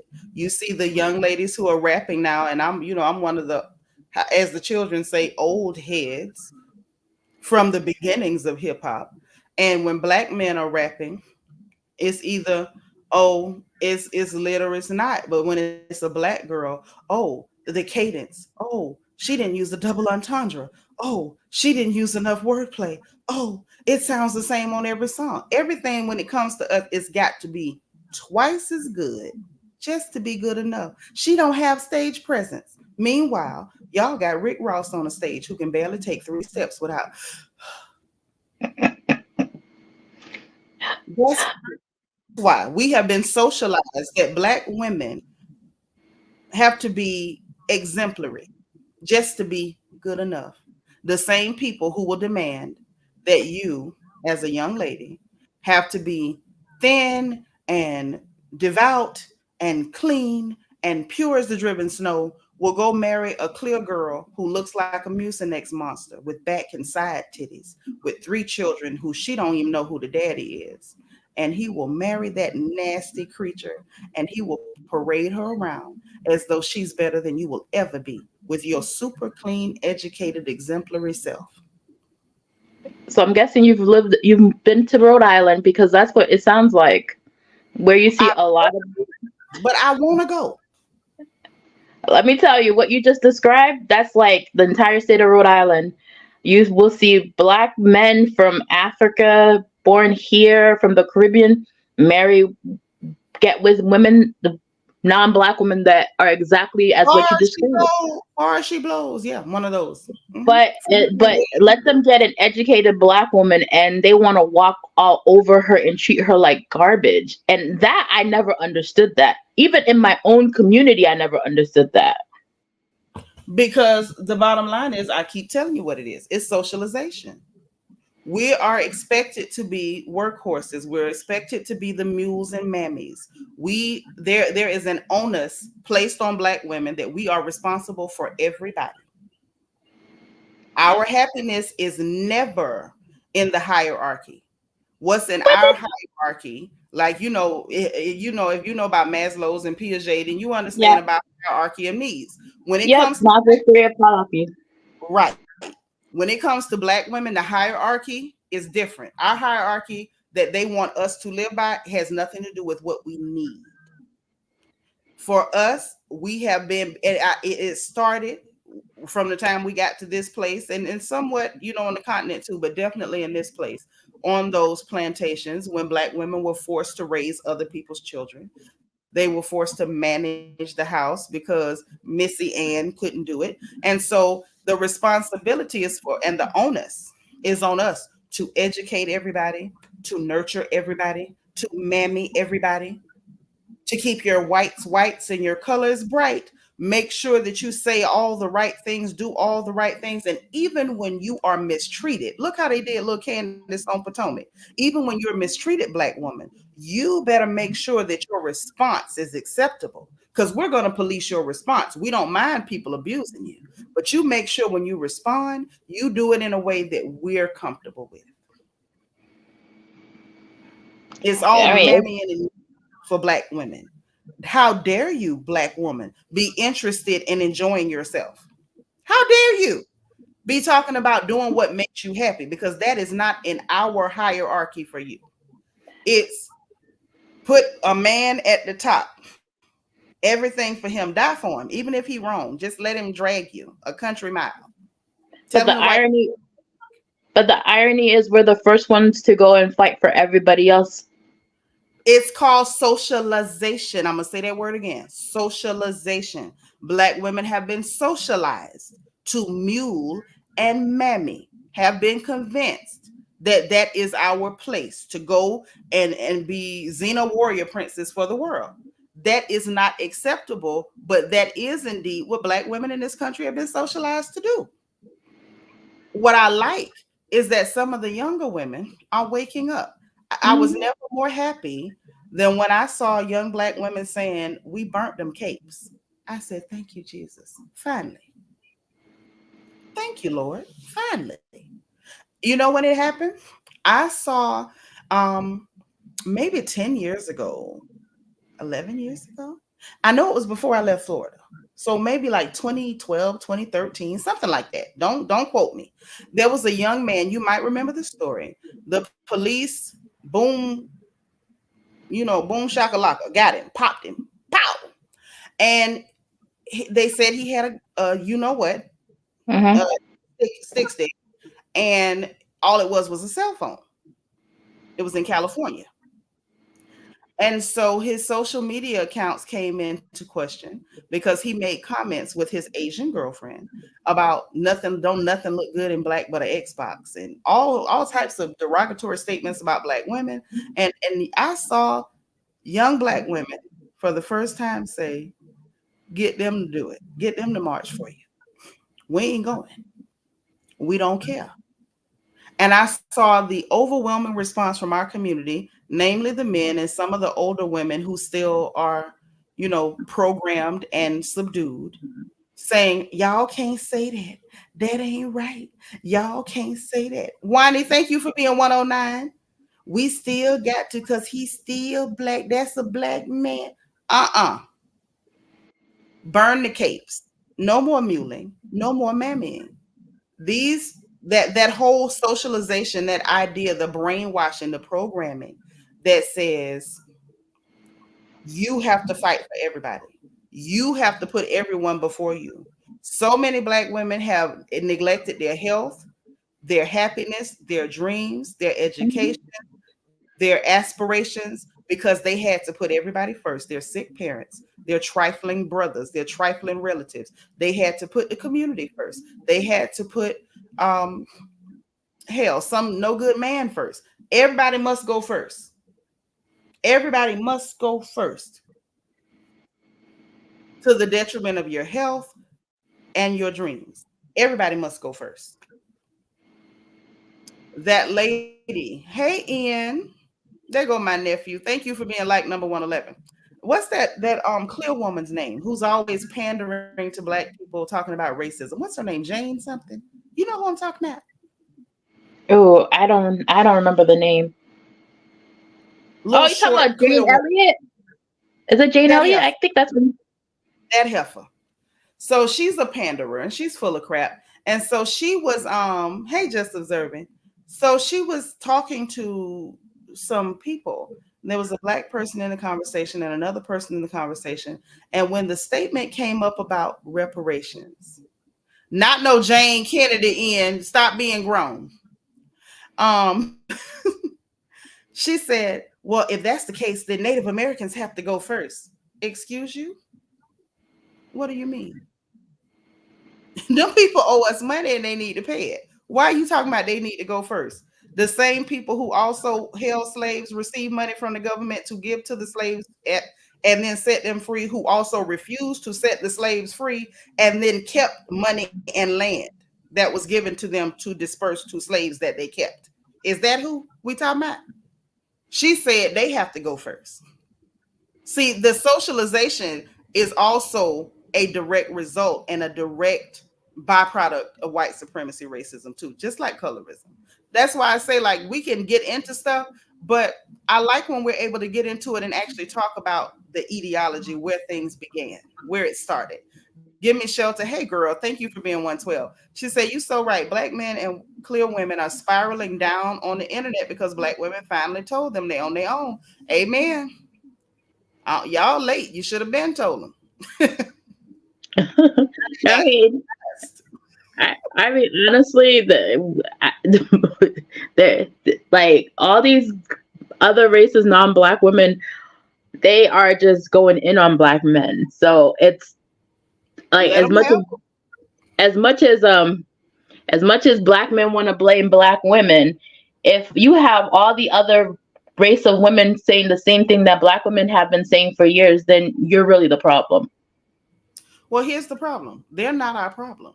No, they're not. Like me, honestly, every time I see an interracial couple and it's a black guy, I'm like, hey, you're just saving somebody from possibly going to jail because you don't know what that black man has done to some black woman, or but My thing is this. I don't have an opinion on it. If I see an interracial couple, I say, wow, are oxtails on sale today? Because that's none of my business. no, It's, I think it's for I me. don't It's have an opinion. for me. I like okay. So how can I say this? Usually, I don't really have. Well, no, I've seen my sister get targeted a lot because she is an interracial marriage, and right now she's having issues in her interracial marriage. But I see her get targeted all the time by black men who always have. But some of these black men, they're with non-black women too, and they want to make comments to her, which I find ironic. Because I'm like, how are you with a non-black woman, and you're gonna tell a woman who's with a non-black man how she's not proud to be black? Let me say another. Let me say this word to you again. Say it with me. Socialization. Socialization. There you go. He's been socialized, just like we've been socialized, that black women are to mammy and mule and remain loyal to people who would soon as snap your neck as cook a chicken. It's socialization. So they're running in to police her. I can do what I want, but you're not allowed to. Get it? Socialization. Like that's what it comes down to, honestly. Max say, okay, let's not generalize now.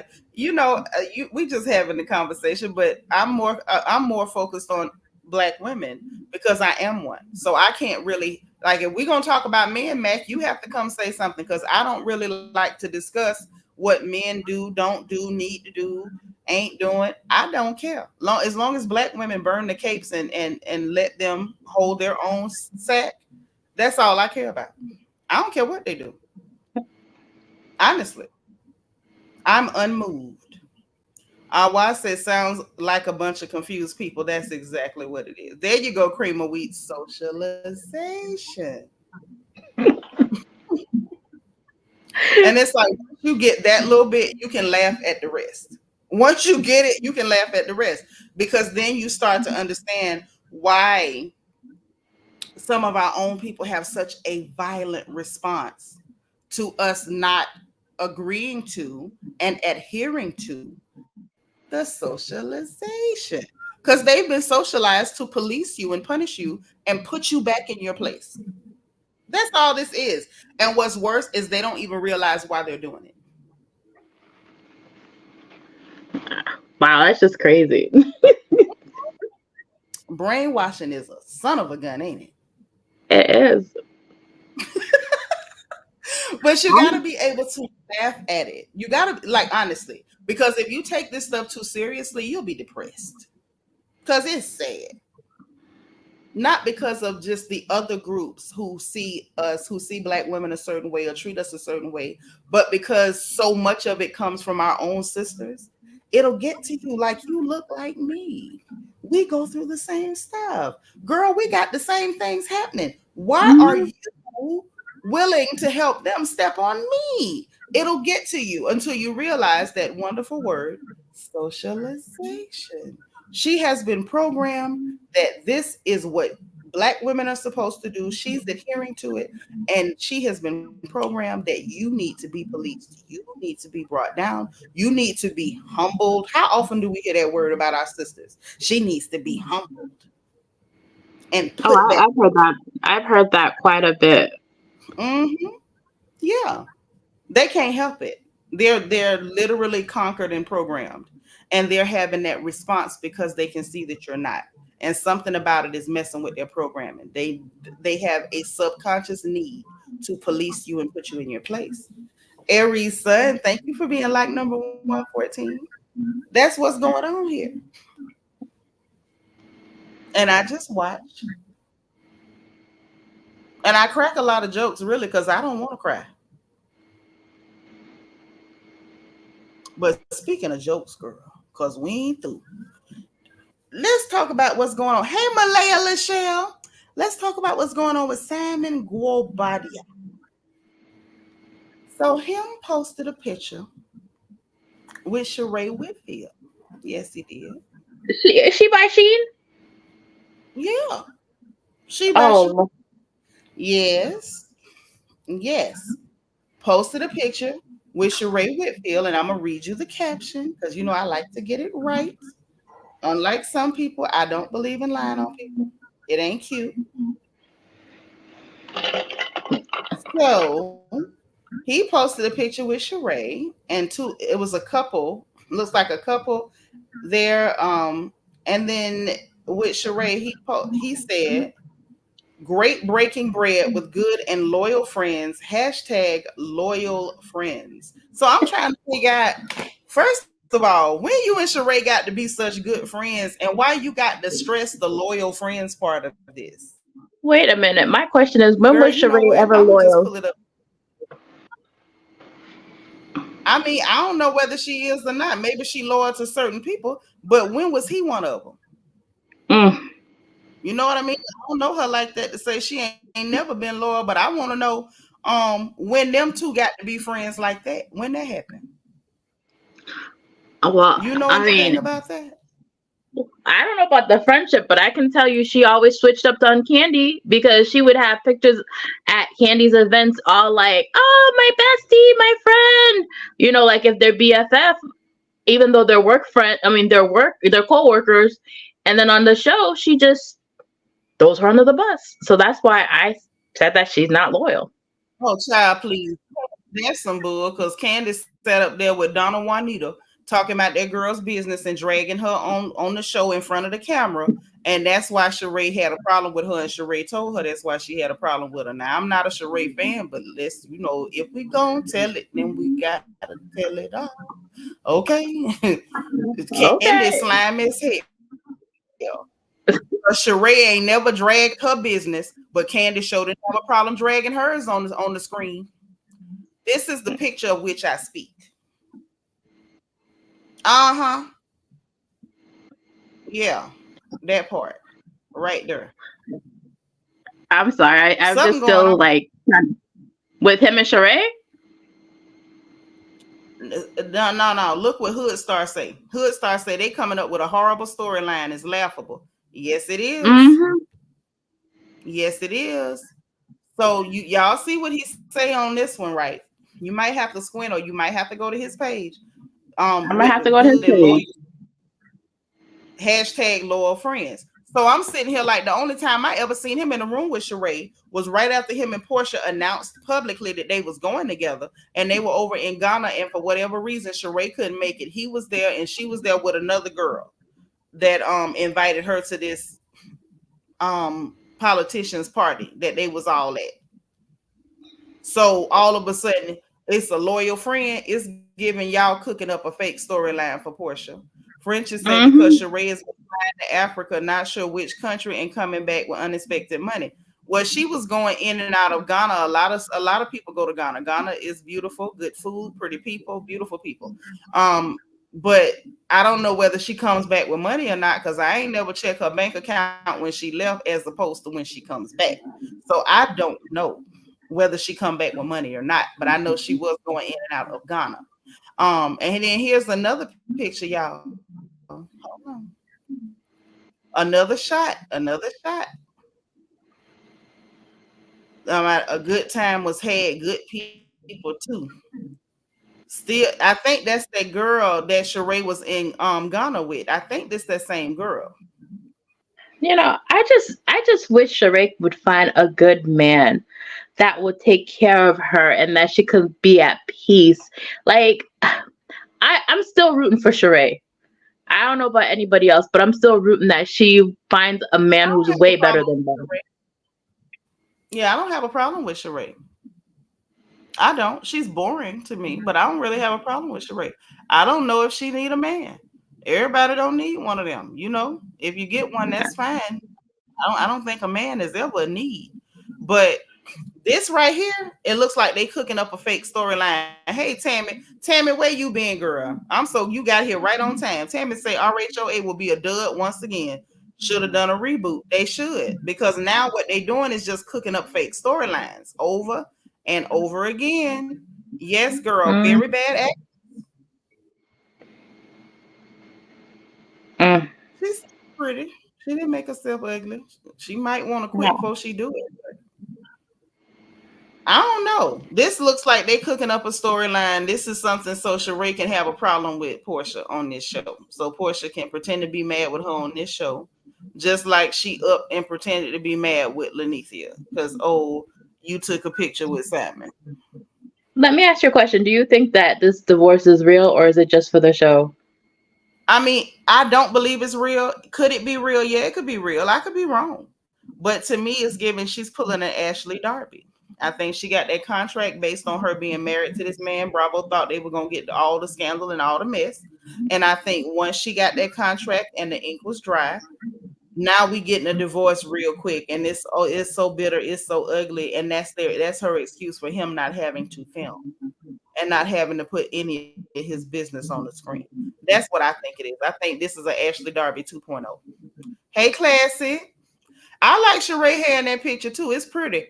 But I'm just sitting here like, what is this? Wow, Think that's it. about it. I'm. I mean, Remember, to be Portia honest with called you, that herself sounds. so mad. Remember now, Portia called herself pretending like she was so mad because Nene took a picture with the man with the tight Easter suit guy that she dating, and they supposed to be friends or whatever. But Sheree ain't even here with no man that's friends with Simon. So Portia, you gonna act up on this one too?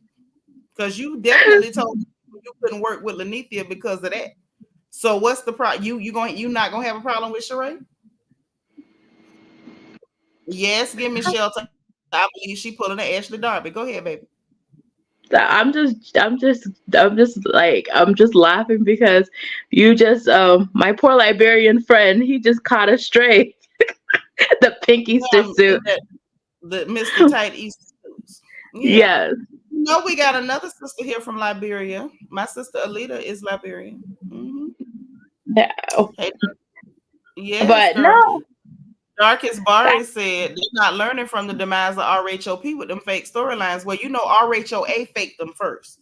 They yeah, run that but Sheree, Sher- walk so the rest of them can run. Kenya yeah. came in with a fake storyline. Now, if anybody you gonna give credit, it's give credit to the pioneer. Okay. Kenya Moore. Yes. Kenya Moore was the first person to come on the Housewives franchise with a whole fake storyline, had a fake man, faking like they went together, made up that whole big old lie about she got in the shower naked with the man and he wouldn't touch her. I don't know if you remember, but it was a whole fakery, just pure fakery. For the man to out her later that she slid him a couple coins to pretend like they go together. Kenya is the pioneer. Everybody who did it after that was just copying Kenya. Now she was the first. You Well, got to I give. guess that's crazy. Like I mean, I would think that Simon wants to be on the show because he's doing all of these things. So I don't know. I'm just confused. Like, why wouldn't he want to shoot if he's doing all of like what when he's doing all of this stuff? He's taking pictures with Sheree. He's asking to see the contract. He's They asking to all see. in on it. This is to give Portia a good enough storyline so they won't, so them clear people down there at NBC won't feel like they got duped for paying her what they paid her to come back on this show. That's right, Auntie Eva King is the pioneer. Twirl.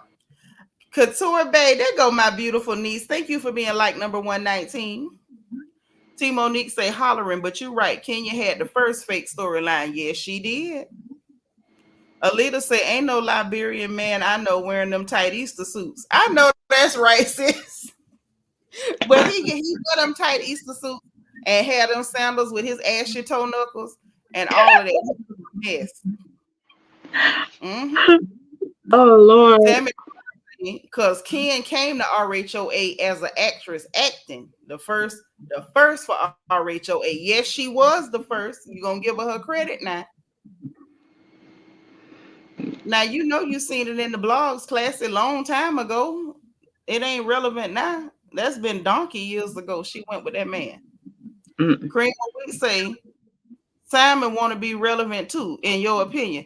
He already relevant because of Portia. And him and Portia still working together. Y'all can fall for the okie dokie if you want to. They gonna have to prove it to me. They might as well just give Simon his peach. That's it.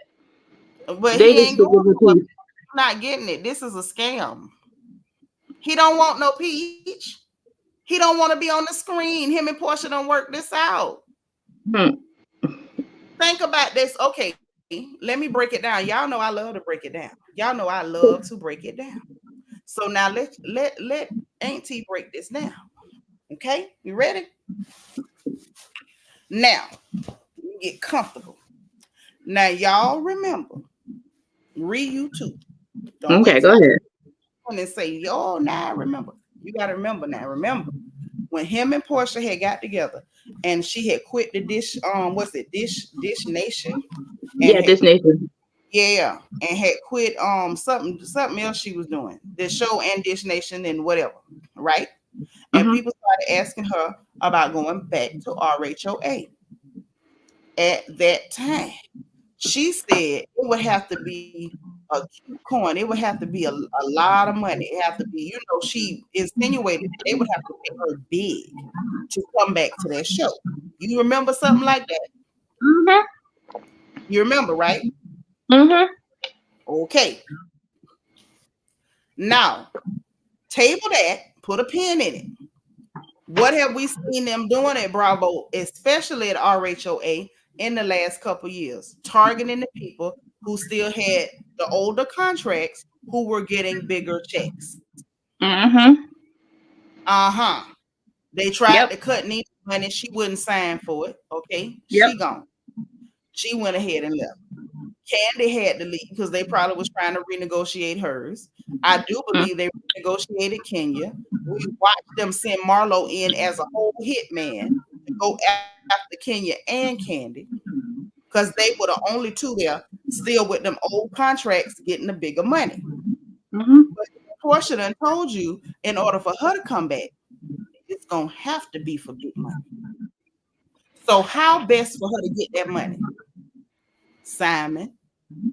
Bravo and Andy and them, they love to see a divorce. They love to see scandal, especially with them pulling up. Oh, he got arrested back in the 80s. I smelled a rat then. I said, why y'all bringing up ancient arrest records? Y'all get on my nerves with this bull crap. So I saw it and I say, oh, okay. So Andy probably champing that bit. We gonna get to dig into that. We gonna have production tell the girls to make comments, and we gonna get some more xenophobia on the show. They was salivating. I bet you any amount of money. Portia got a good contract off them people based on them thinking they was getting the whole kit and caboodle. They was gonna get the Portia Simon Fallon angle. They was gonna get Kenya being able to call her all kind of hoes and floozies because you took the lady husband. You was gonna get them being able to make comments about, oh, he's a scammer. He's from this, from Nigeria. They was gonna get all that. That's what they thought. Hey, Haitian Empress. And as soon as she got that, the ink was dry. We getting the divorce. We can't stand each other. Don't you hide no paperwork. I'm gonna come to the house with a security guard with a pistol, even though I know you're not even there, with your children and a nanny, and now the nanny making a statement, and he taking pictures with people like Sheree randomly. He taking pictures with Nene and the Easter man randomly. This is all to give Portia a good old storyline, so them people don't realize they got scammed. Portia done went to scamming down to the NBC Universal Bravo and Truly Original. She went scamming. She done scammed up on a bag like she from South Florida. That's what Dang. Simon in on it. It's not that he taking all these pictures because he want a peach. Y'all fall for the Kansas City shuffle every time. He helping her get that bag. The more he cut up and put on online, the more ammunition she got to be a victim and put on and act like she's so emotional and crying and oh watch. Y'all go she gonna act up. She gonna act up. Just watch. Y'all will So pretty see. much another Mia and Gordon. Yeah. Kind of sort of, but it's gonna actually, flow a little bit better. It's gonna flow better. That's why I said this Ashley Darby 2.0. See, Michael wasn't even willing to help Ashley set up a good storyline to go in with it. Michael said, bump this. I don't need this little check. That's your check. If you want some spending money, you better work it out. Simon said, I got you. I'll make 10 posts a day. Wow. Them two is a team. Shoot. I guess it is for better or for worse. And to scam and scam and scam for the rest of your life. Thank you. Yeah, I mean, at least they scamming together. That's the best I can give it. A couple that They scams scamming together together. stays together. I don't know about that now. I don't know. I think we supposed to pray together, not scam together. Listen. Y'all don't listen. A couple that scams together stays together. No, that's the resale. Okay, that is my disclaimer.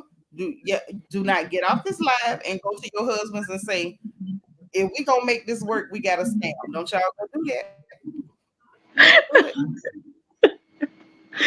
Oh my gosh. They scamming. So now, you're gonna make me watch. So now I'm excited to see to watch RHOA so I can see them scam. Okay. Classes say, well, where are the storylines for the other ladies? They're not gonna have one. Their whole storyline is gonna be picking on Portia. Watch. Ain't gonna be no storyline. It's gonna be the whole season picking on Portia. I guess so, because I've been hearing that Kenya's hair spot isn't really, it hasn't opened up. So hey, she might as well just jump on the bandwagon. Mm-hmm. Well, I mean, Kenya ain't never got a storyline, truth be told. She spent her whole season attacking somebody. She finds somebody in attacks.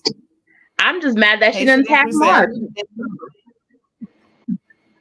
She couldn't. That's her business partner. She couldn't attack him. Oh, Mark? Mark is not her business partner. That man did not. He could not scam her. That is her business partner.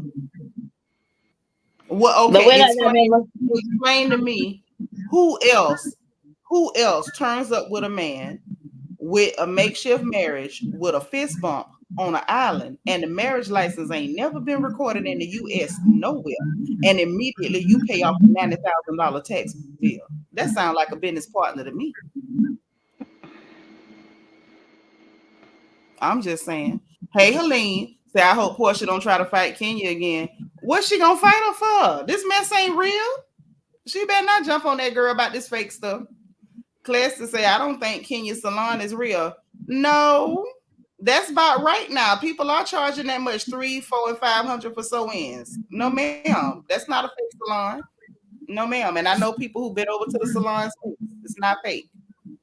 No, I mean, I hear that. I want to go because of the fact that they have the whole that whole scalp therapy thingy where they look at your scalp to do that deep cleanse. That's what I want to go to that spa for. But We'll slide on over there and spend money with the black lady. That's a black woman that owns the business, and we need to keep the black dollars black.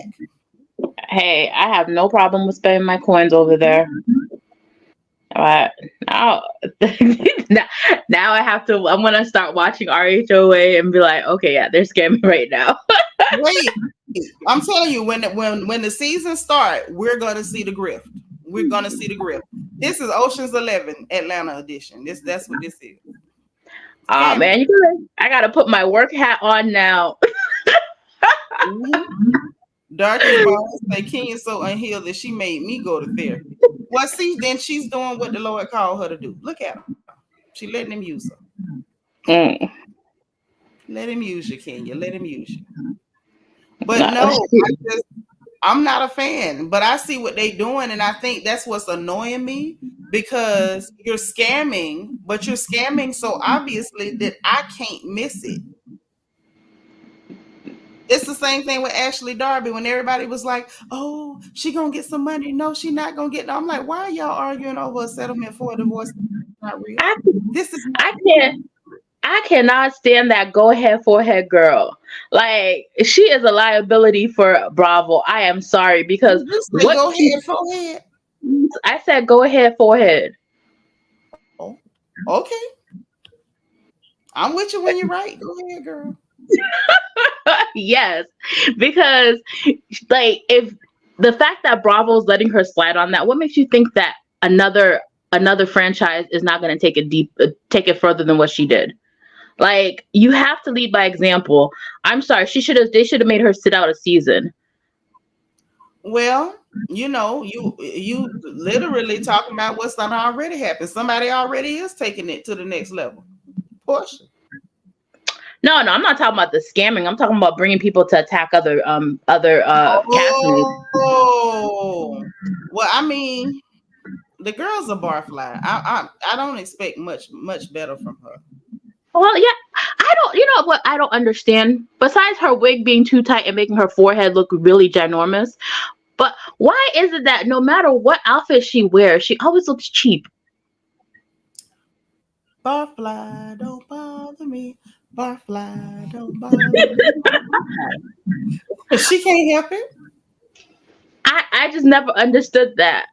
That's why I'm like, I was surprised that her and Giselle they have a clothing company together because one just can't get it right and the other one just never looks right.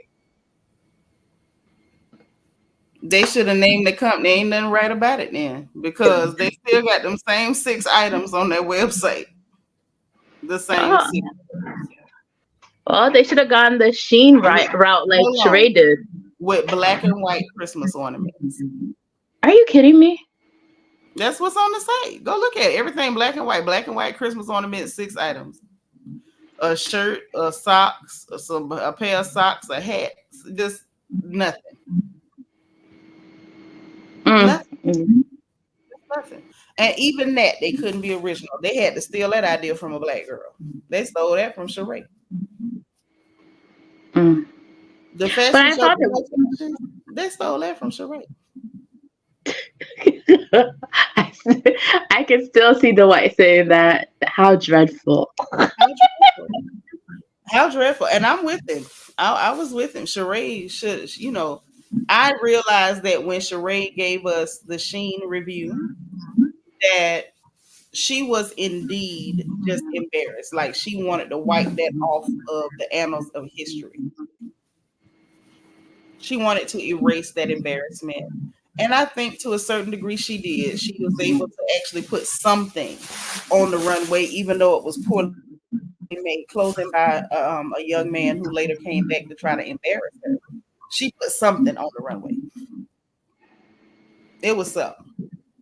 Well, I mean, her stuff was more presentable. I mean, more her stuff was yeah, her stuff looked better anyways, but Did it it? is what it is. Because the night of that fashion show, we went live. And I zoomed in and I examined those clothing, and that clothing it wasn't fit for a dog palette. I just never understood why she just didn't like do athletic leisure wear because Sheree is known for like being in the Being gym and working fine, out.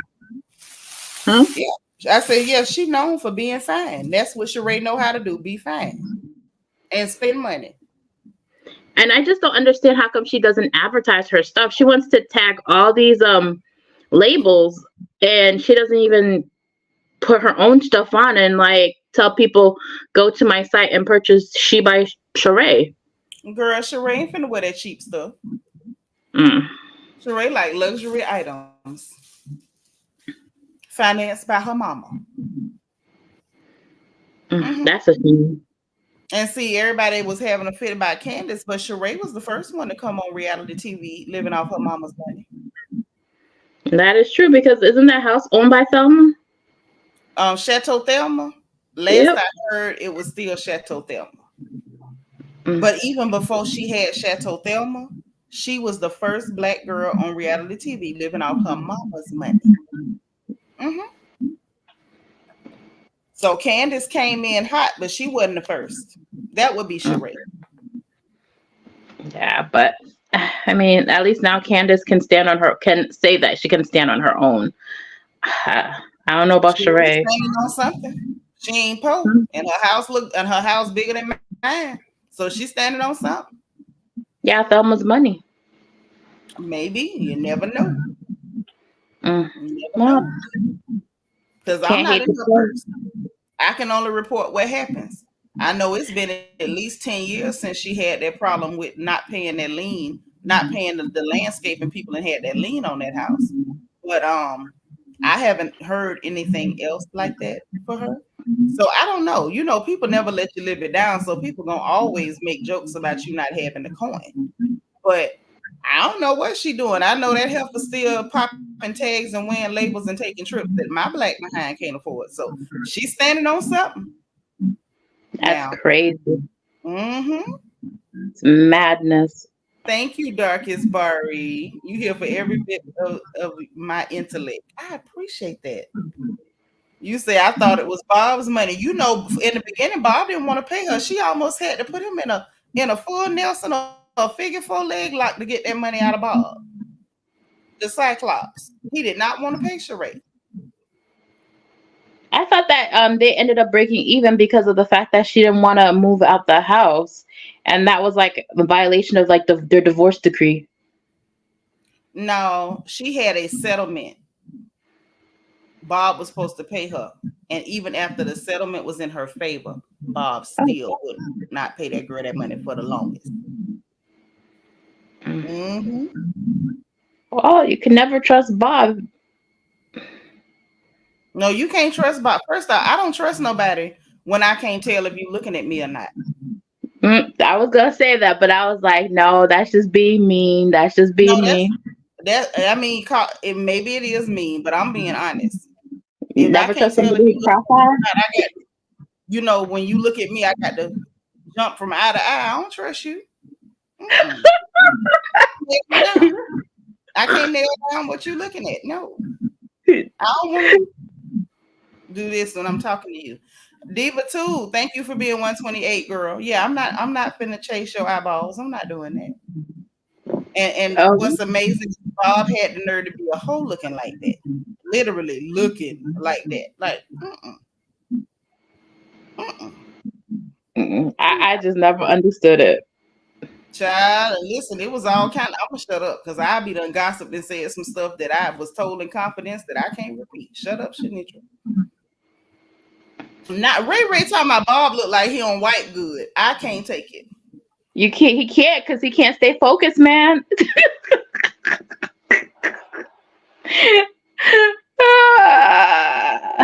Y'all rough in here. Ian say he pissed me off when he made that joke about maybe he didn't choke her hard enough. Yeah, that was dirty. That was dirty. First of all, you're not gonna be no big disgruntled, angry, violent cyclops attacking me. Use the lie. I mean, he could only pick one struggle. He's cross-eyed. He's not. He's not in shape. Plus, he's like cheap, and he's sleeping. Child, let me not even He got keep too going. much going on. Bob got too much going on. Yeah, no. Not his ass. Boy, y'all was waiting for that used to drag, wasn't you? He looked like he don't shower regular either. Oh, I don't know about that. So he does that.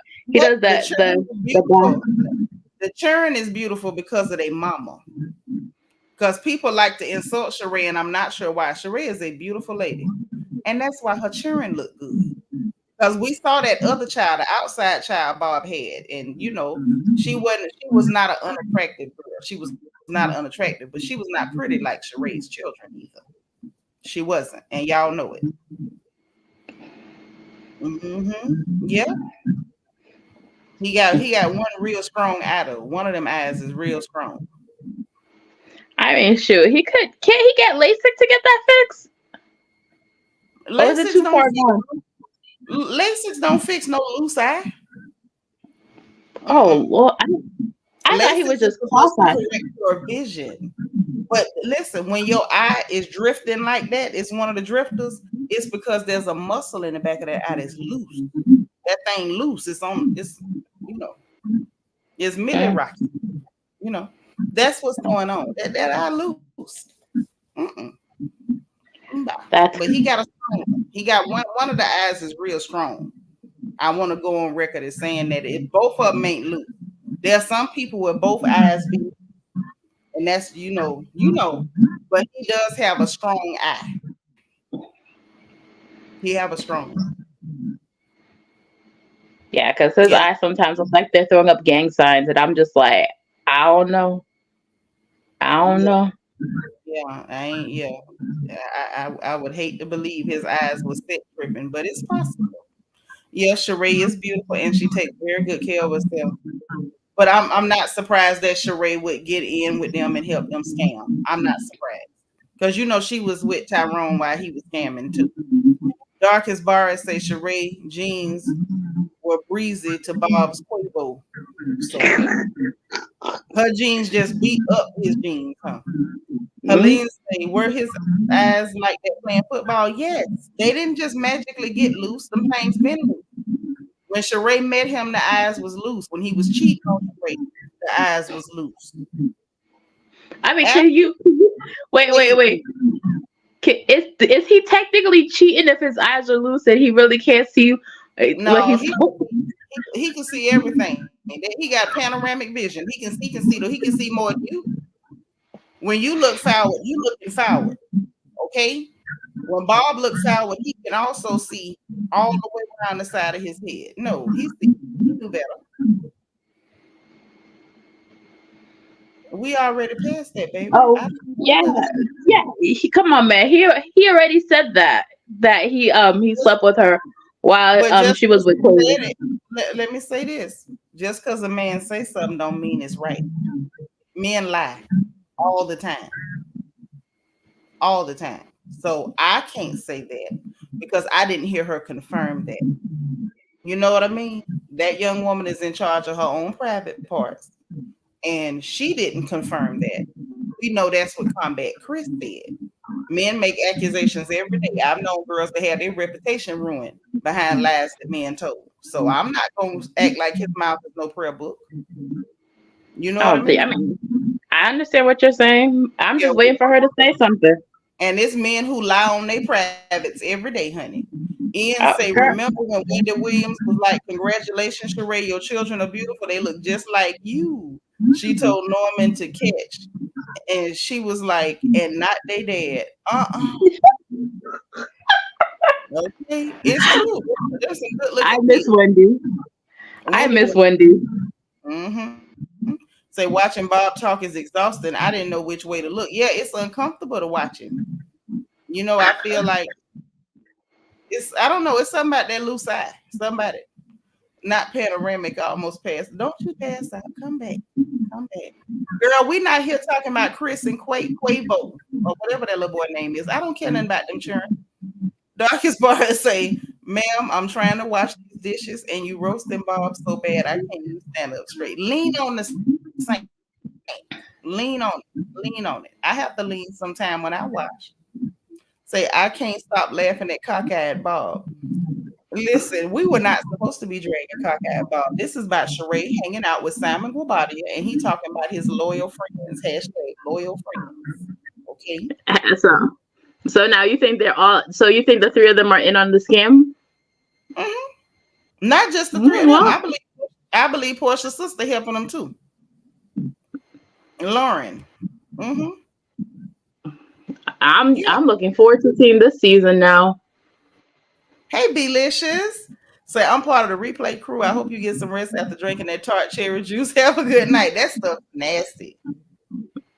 It's so nasty. Say, maybe that's why Bob is camera shy. Wouldn't you be? Can we be fair? Wouldn't you be classy? Because I would be. Let's be fair. You know what I'm saying? People be self-conscious about stuff. And what he got going on is in his face. So it ain't like he can get on camera and the cameraman can just focus on his neck and his chest or something. It's right there. Like, you can't miss that. That is true. That is true.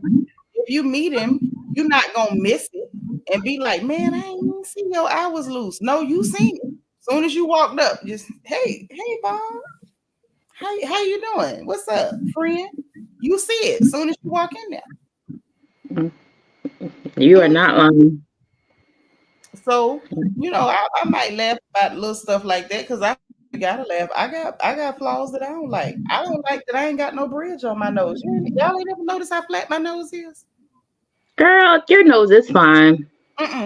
Look, when I turn to the side, look at it. I got a whole flat nose like a monkey. It's flat. And I don't like it. So, but I can acknowledge it. I can laugh at it and move on because that's life. Like, you can't control your flaws. I mean, he could do something about that loose eye probably. He can go get surgery. They have to put him to sleep and cut that muscle or something back there. But, I guess I could probably get something done by my flat nose. But I think that, I feel like our imperfections, they may be funny and maybe something that we can laugh at. It's laughable. But the reality is, it's just life, man. It ain't that deep. Hey, Southern Ivy. They just chiming in. Thank you for being 131. Oh, he was just a nasty individual. That was it. At point blank period. Yeah, he's a bad guy. Bob's a bad dude. Just observe and say, nah, Simon voice too high. And now we go to war. Remember that dude on Pirates of the Caribbean when they had the pirate court and the one dude jumped up and was like, and now we go to war. One thing I can say about Portia, once Simon got with her, he grew up. She glowed him up. She shined him up. She did. She shined him up like a brand new penny. I was like, what? Look at Simon looking like new money out here. He still looked like Shrek. He just looked like a refreshed Shrek. He was refreshed. But it was still giving,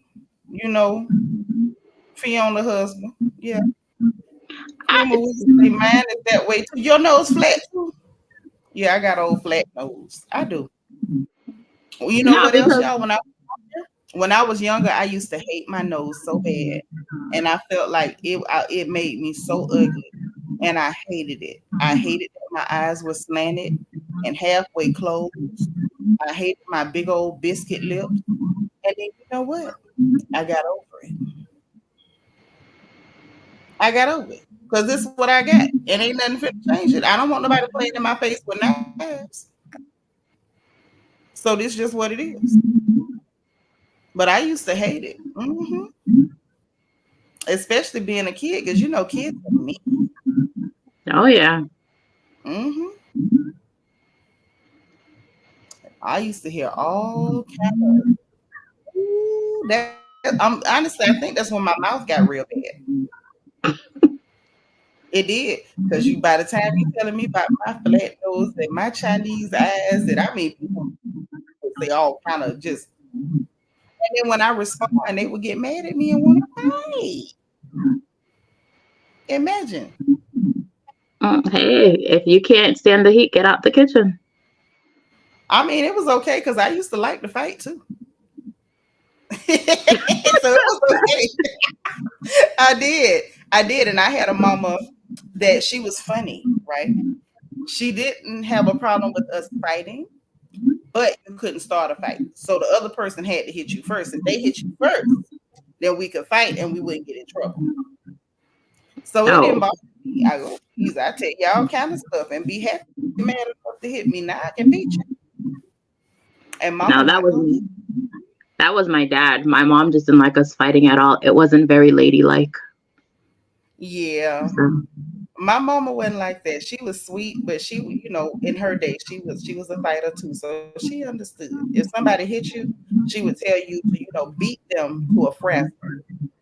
I was young, Ree. I wasn't even sure what a frazzle was, but I didn't mind trying to get you there. let me tell you, my mom, we're Haitian, and I always tell people, you cannot hurt my feelings. I grew up Haitian. You Okay. cannot say anything to me that I have not heard. You can't hurt me. So my Yeah, I mom could be ain't the worried nicest about the hurting person. of the feelings, but we used to do something. We used to call the dozens or joning.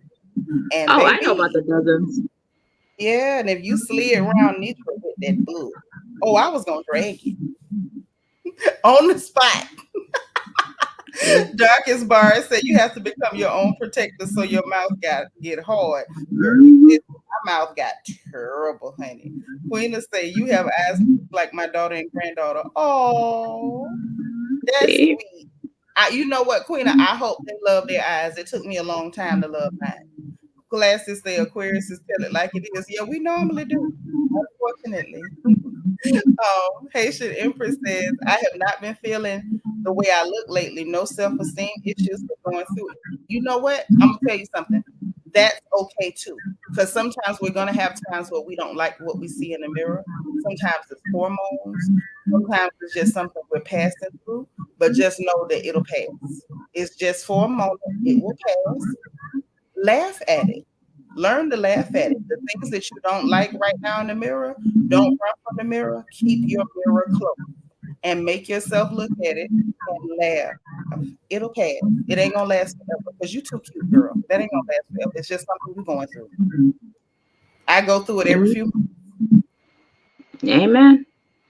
Miss Kaiser so said my mom told me that if I get my butt whooped when I got home, I was getting another butt whooping, and I was not getting that. I remember my mom making us go bad. So but the rule was you could not start a fight. If ain't nobody hit you, don't be fighting because words are words. People got words, you got words. If they say something to you, you say something because these are words. That's why I could never get behind people excusing, you know, what you call that girl, go ahead, forehead for bringing that thing up Mhm. on Candace. If you don't like her words, say something back. You got words. You ain't got no words. Now you a deaf mute. You can't talk. Mm, She called you mm. Sesame Street. Call her Secret Squirrel. What's your problem? Do you know how Girl. many Alvin and the Chipmunks jokes I'd have ran across Candace's head? Oh, I'd have slid. I'd have slid. You know how many jokes I'd have told about her husband sitting up there looking like a hungry Grizzly Adams? I'd have slid her. Slid her. Ah, Because if you going to use words that I am too, as long as you using words, I'm using words. Now, if you pick up your dusty paw, I'm going to pick up you. Now, if you want to keep it to the words, then we can stay down to the word hut. Now, if you want to get physical, then I guess that's where we going. You driving. You driving, I'm riding. No, Either my way mom you only. go. The only time we were allowed to say really anything bad back was if somebody said anything about your family, and that's when you could drag Oh them. yeah, baby, I didn't grow up like that. My mama's a Georgia girl. We did. She didn't play them games. No, because who is anybody that they can say whatever they want to say to you, but you can't say nothing back? You who are you, Deputy Jesus? Mm. You can talk to And me. You can talk to me like I'm Lord in a pregnant snake's belly, but I got to watch my mouth. You out your mind. Like I said, with me and you're driving. I'm riding with you. Wherever you go, we going together. no, but now my nieces, they're completely the opposite because they'll be like, "We will drag you below hell." I'm like, "Dang." But one thing about me, I'm gonna ride with you. I'm not one of those people. I don't feel the need to do overkill. If you being lightly shaded, I'm gonna be lightly shaded. If you go all the way in, then I'm going all the way in. It's up to you. You are the driver. I'm your passenger. Take me wherever you want us. You're Yeah, funny. I'm gonna let Uh, you drive. I'm gonna lean in the passenger seat, open me up some pork rinds and chew on them. You driving, and you let me So know wait. when we get where you want to go. Oh, so I wanted to ask you about the whole Beyonce hair care stuff. I don't understand why people are upset about that. To me, it doesn't make sense. Like, Say the word with why me. is this? I know socialization. Socialization. No, I understand that, but it kills me. Like, why is it people find it like it's so hard that for Black women to grow their hair long? It just it's Because baffling. you've been told that long hair equals beauty. You've been told you're not beautiful. Our hair it has always been notoriously complicated to manage. And so, you've been told that you, Black girl, can't grow long hair. So you believe it. When you're not seeing gains on your length, you just accept it as your truth rather than finding out what you can do to stop this problem. Because if you're alive, your hair grows. Even after you're dead, it grow a little bit. So That go find out why you're not seeing length, because chances are it's either brittle and it's popping, or you have damaged ends and it's split, and that split is traveling up the shaft. So as your hair grows, it's breaking off. So you think your hair's not growing. Really what you need is, and you probably need some type of heat treatment and sealing and rebuild the bonds in the hair, and then you'll see your length. But when nobody tells you that, and you just accept that you can't have long hair, when you see somebody else, it's either going to evoke envy, or you're going to want to deny it and say, "Oh, it can't be true because I'm told that we can't have it, and look, I don't have it, I don't have it." When in reality, the genetics are probably there, that whatever is damaging your hair was probably also damaging your mama's hair. And because she didn't know what to do with hers, you don't know what to do with yours either. It's like all about health and how you take care of your hair. Some people's hair don't get damaged as much. They have natural, their hair naturally has oil. So it's not as dry, it's not as bitter, it's not as brittle. So that type of stuff's going on. And it's just a matter of socialization. We've been socialized to believe the worst about ourselves, that you're not beautiful. Anything that pertains to beauty does not pertain to you. Success, there should be a glass ceiling. If you go above that, you need to be humbled or put back in your place. This is all about socialization. I just found that to be crazy. All of it is. People who are programmed are slightly crazy. You got to be a little crazy to be programmed. Or here's a you know alternate theory. Maybe we crazy because we're not. You ever thought of that? How come we didn't take our program? I don't know because the thing is this: I was raised around women that they've been natural all their lives. Like my sisters, the only reason we got a relaxer in our hair is because my older sister went off to college and my mom didn't know how to maintain our hair, but she didn't have the same hair texture as us. So, I mean, that's why we had a hair relaxer, but But But like, you know, everybody's situation is different. And then you got to yeah. look at a lot of the hatred and nastiness and ugliness is coming from, as much as I know we're all family, you have to also take into account that this is Black America. There was a whole different set of psyops going on here and has been going on for about 400 years straight. That's a lot of programming to undo. Mhm. Whole lot of programming to undo. So your experience is not going to be the same as the people that we're witnessing with certain behaviors. You get what I'm saying? Because their I understand what experience you're saying. is a different environment, and it's a different type of socialization.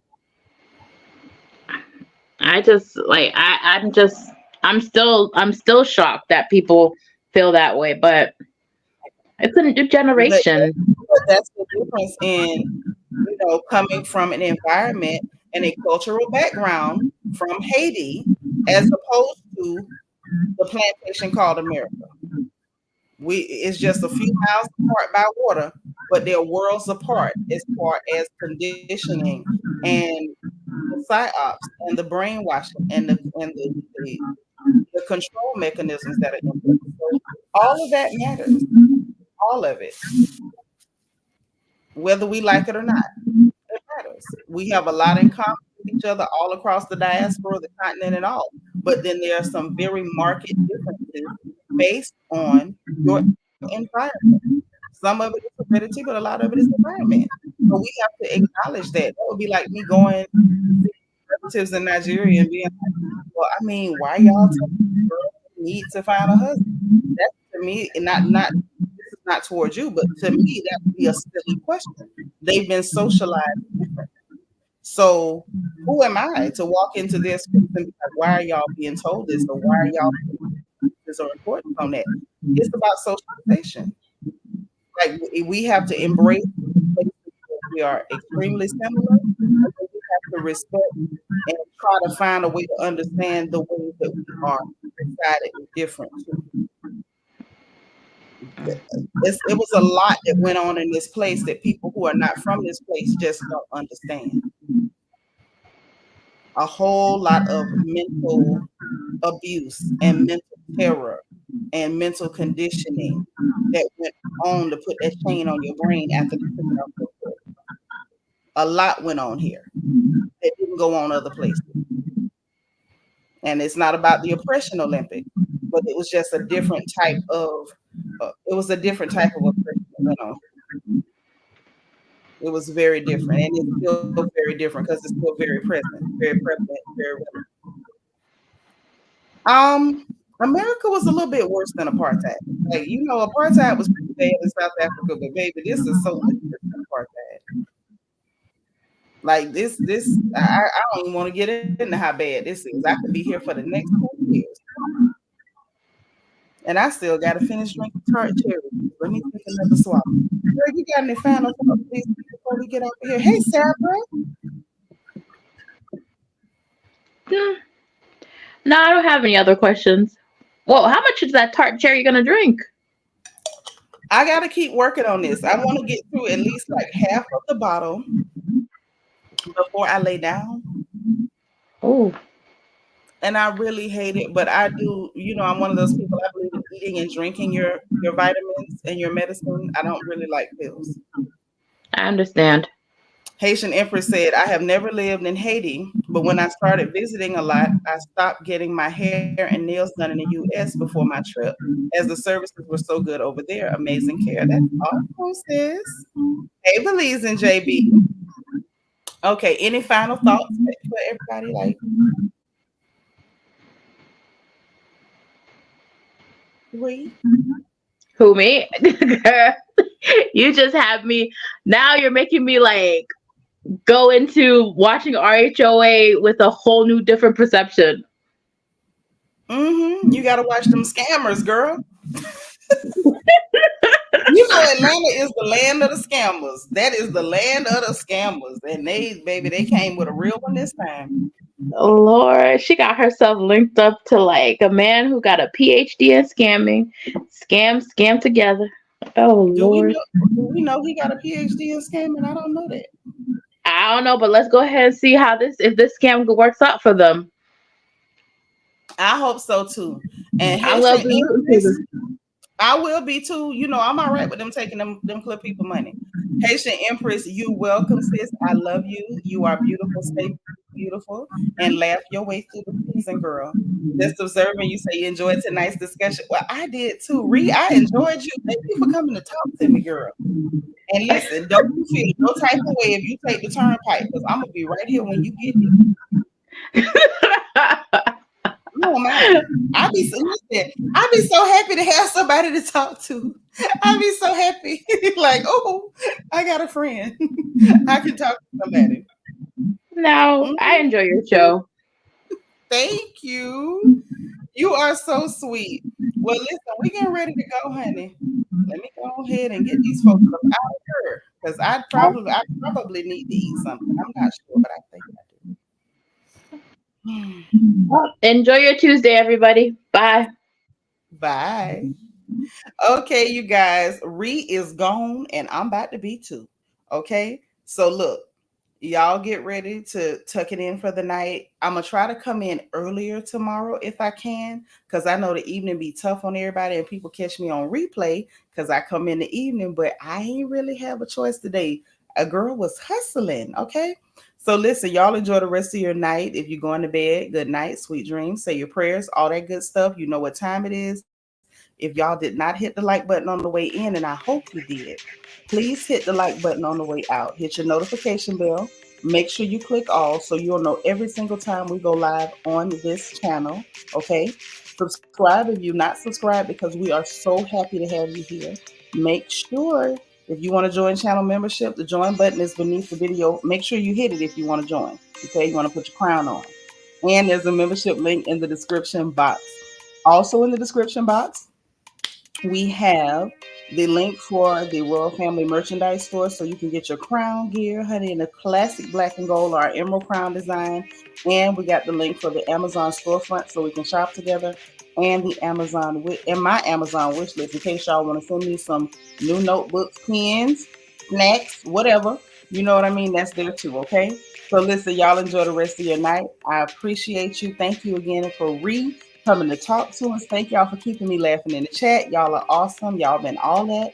And listen, in case no one else says it to you, please remember God loves you.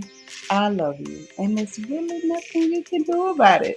So if the gossip permits, we'll talk tomorrow. Bye.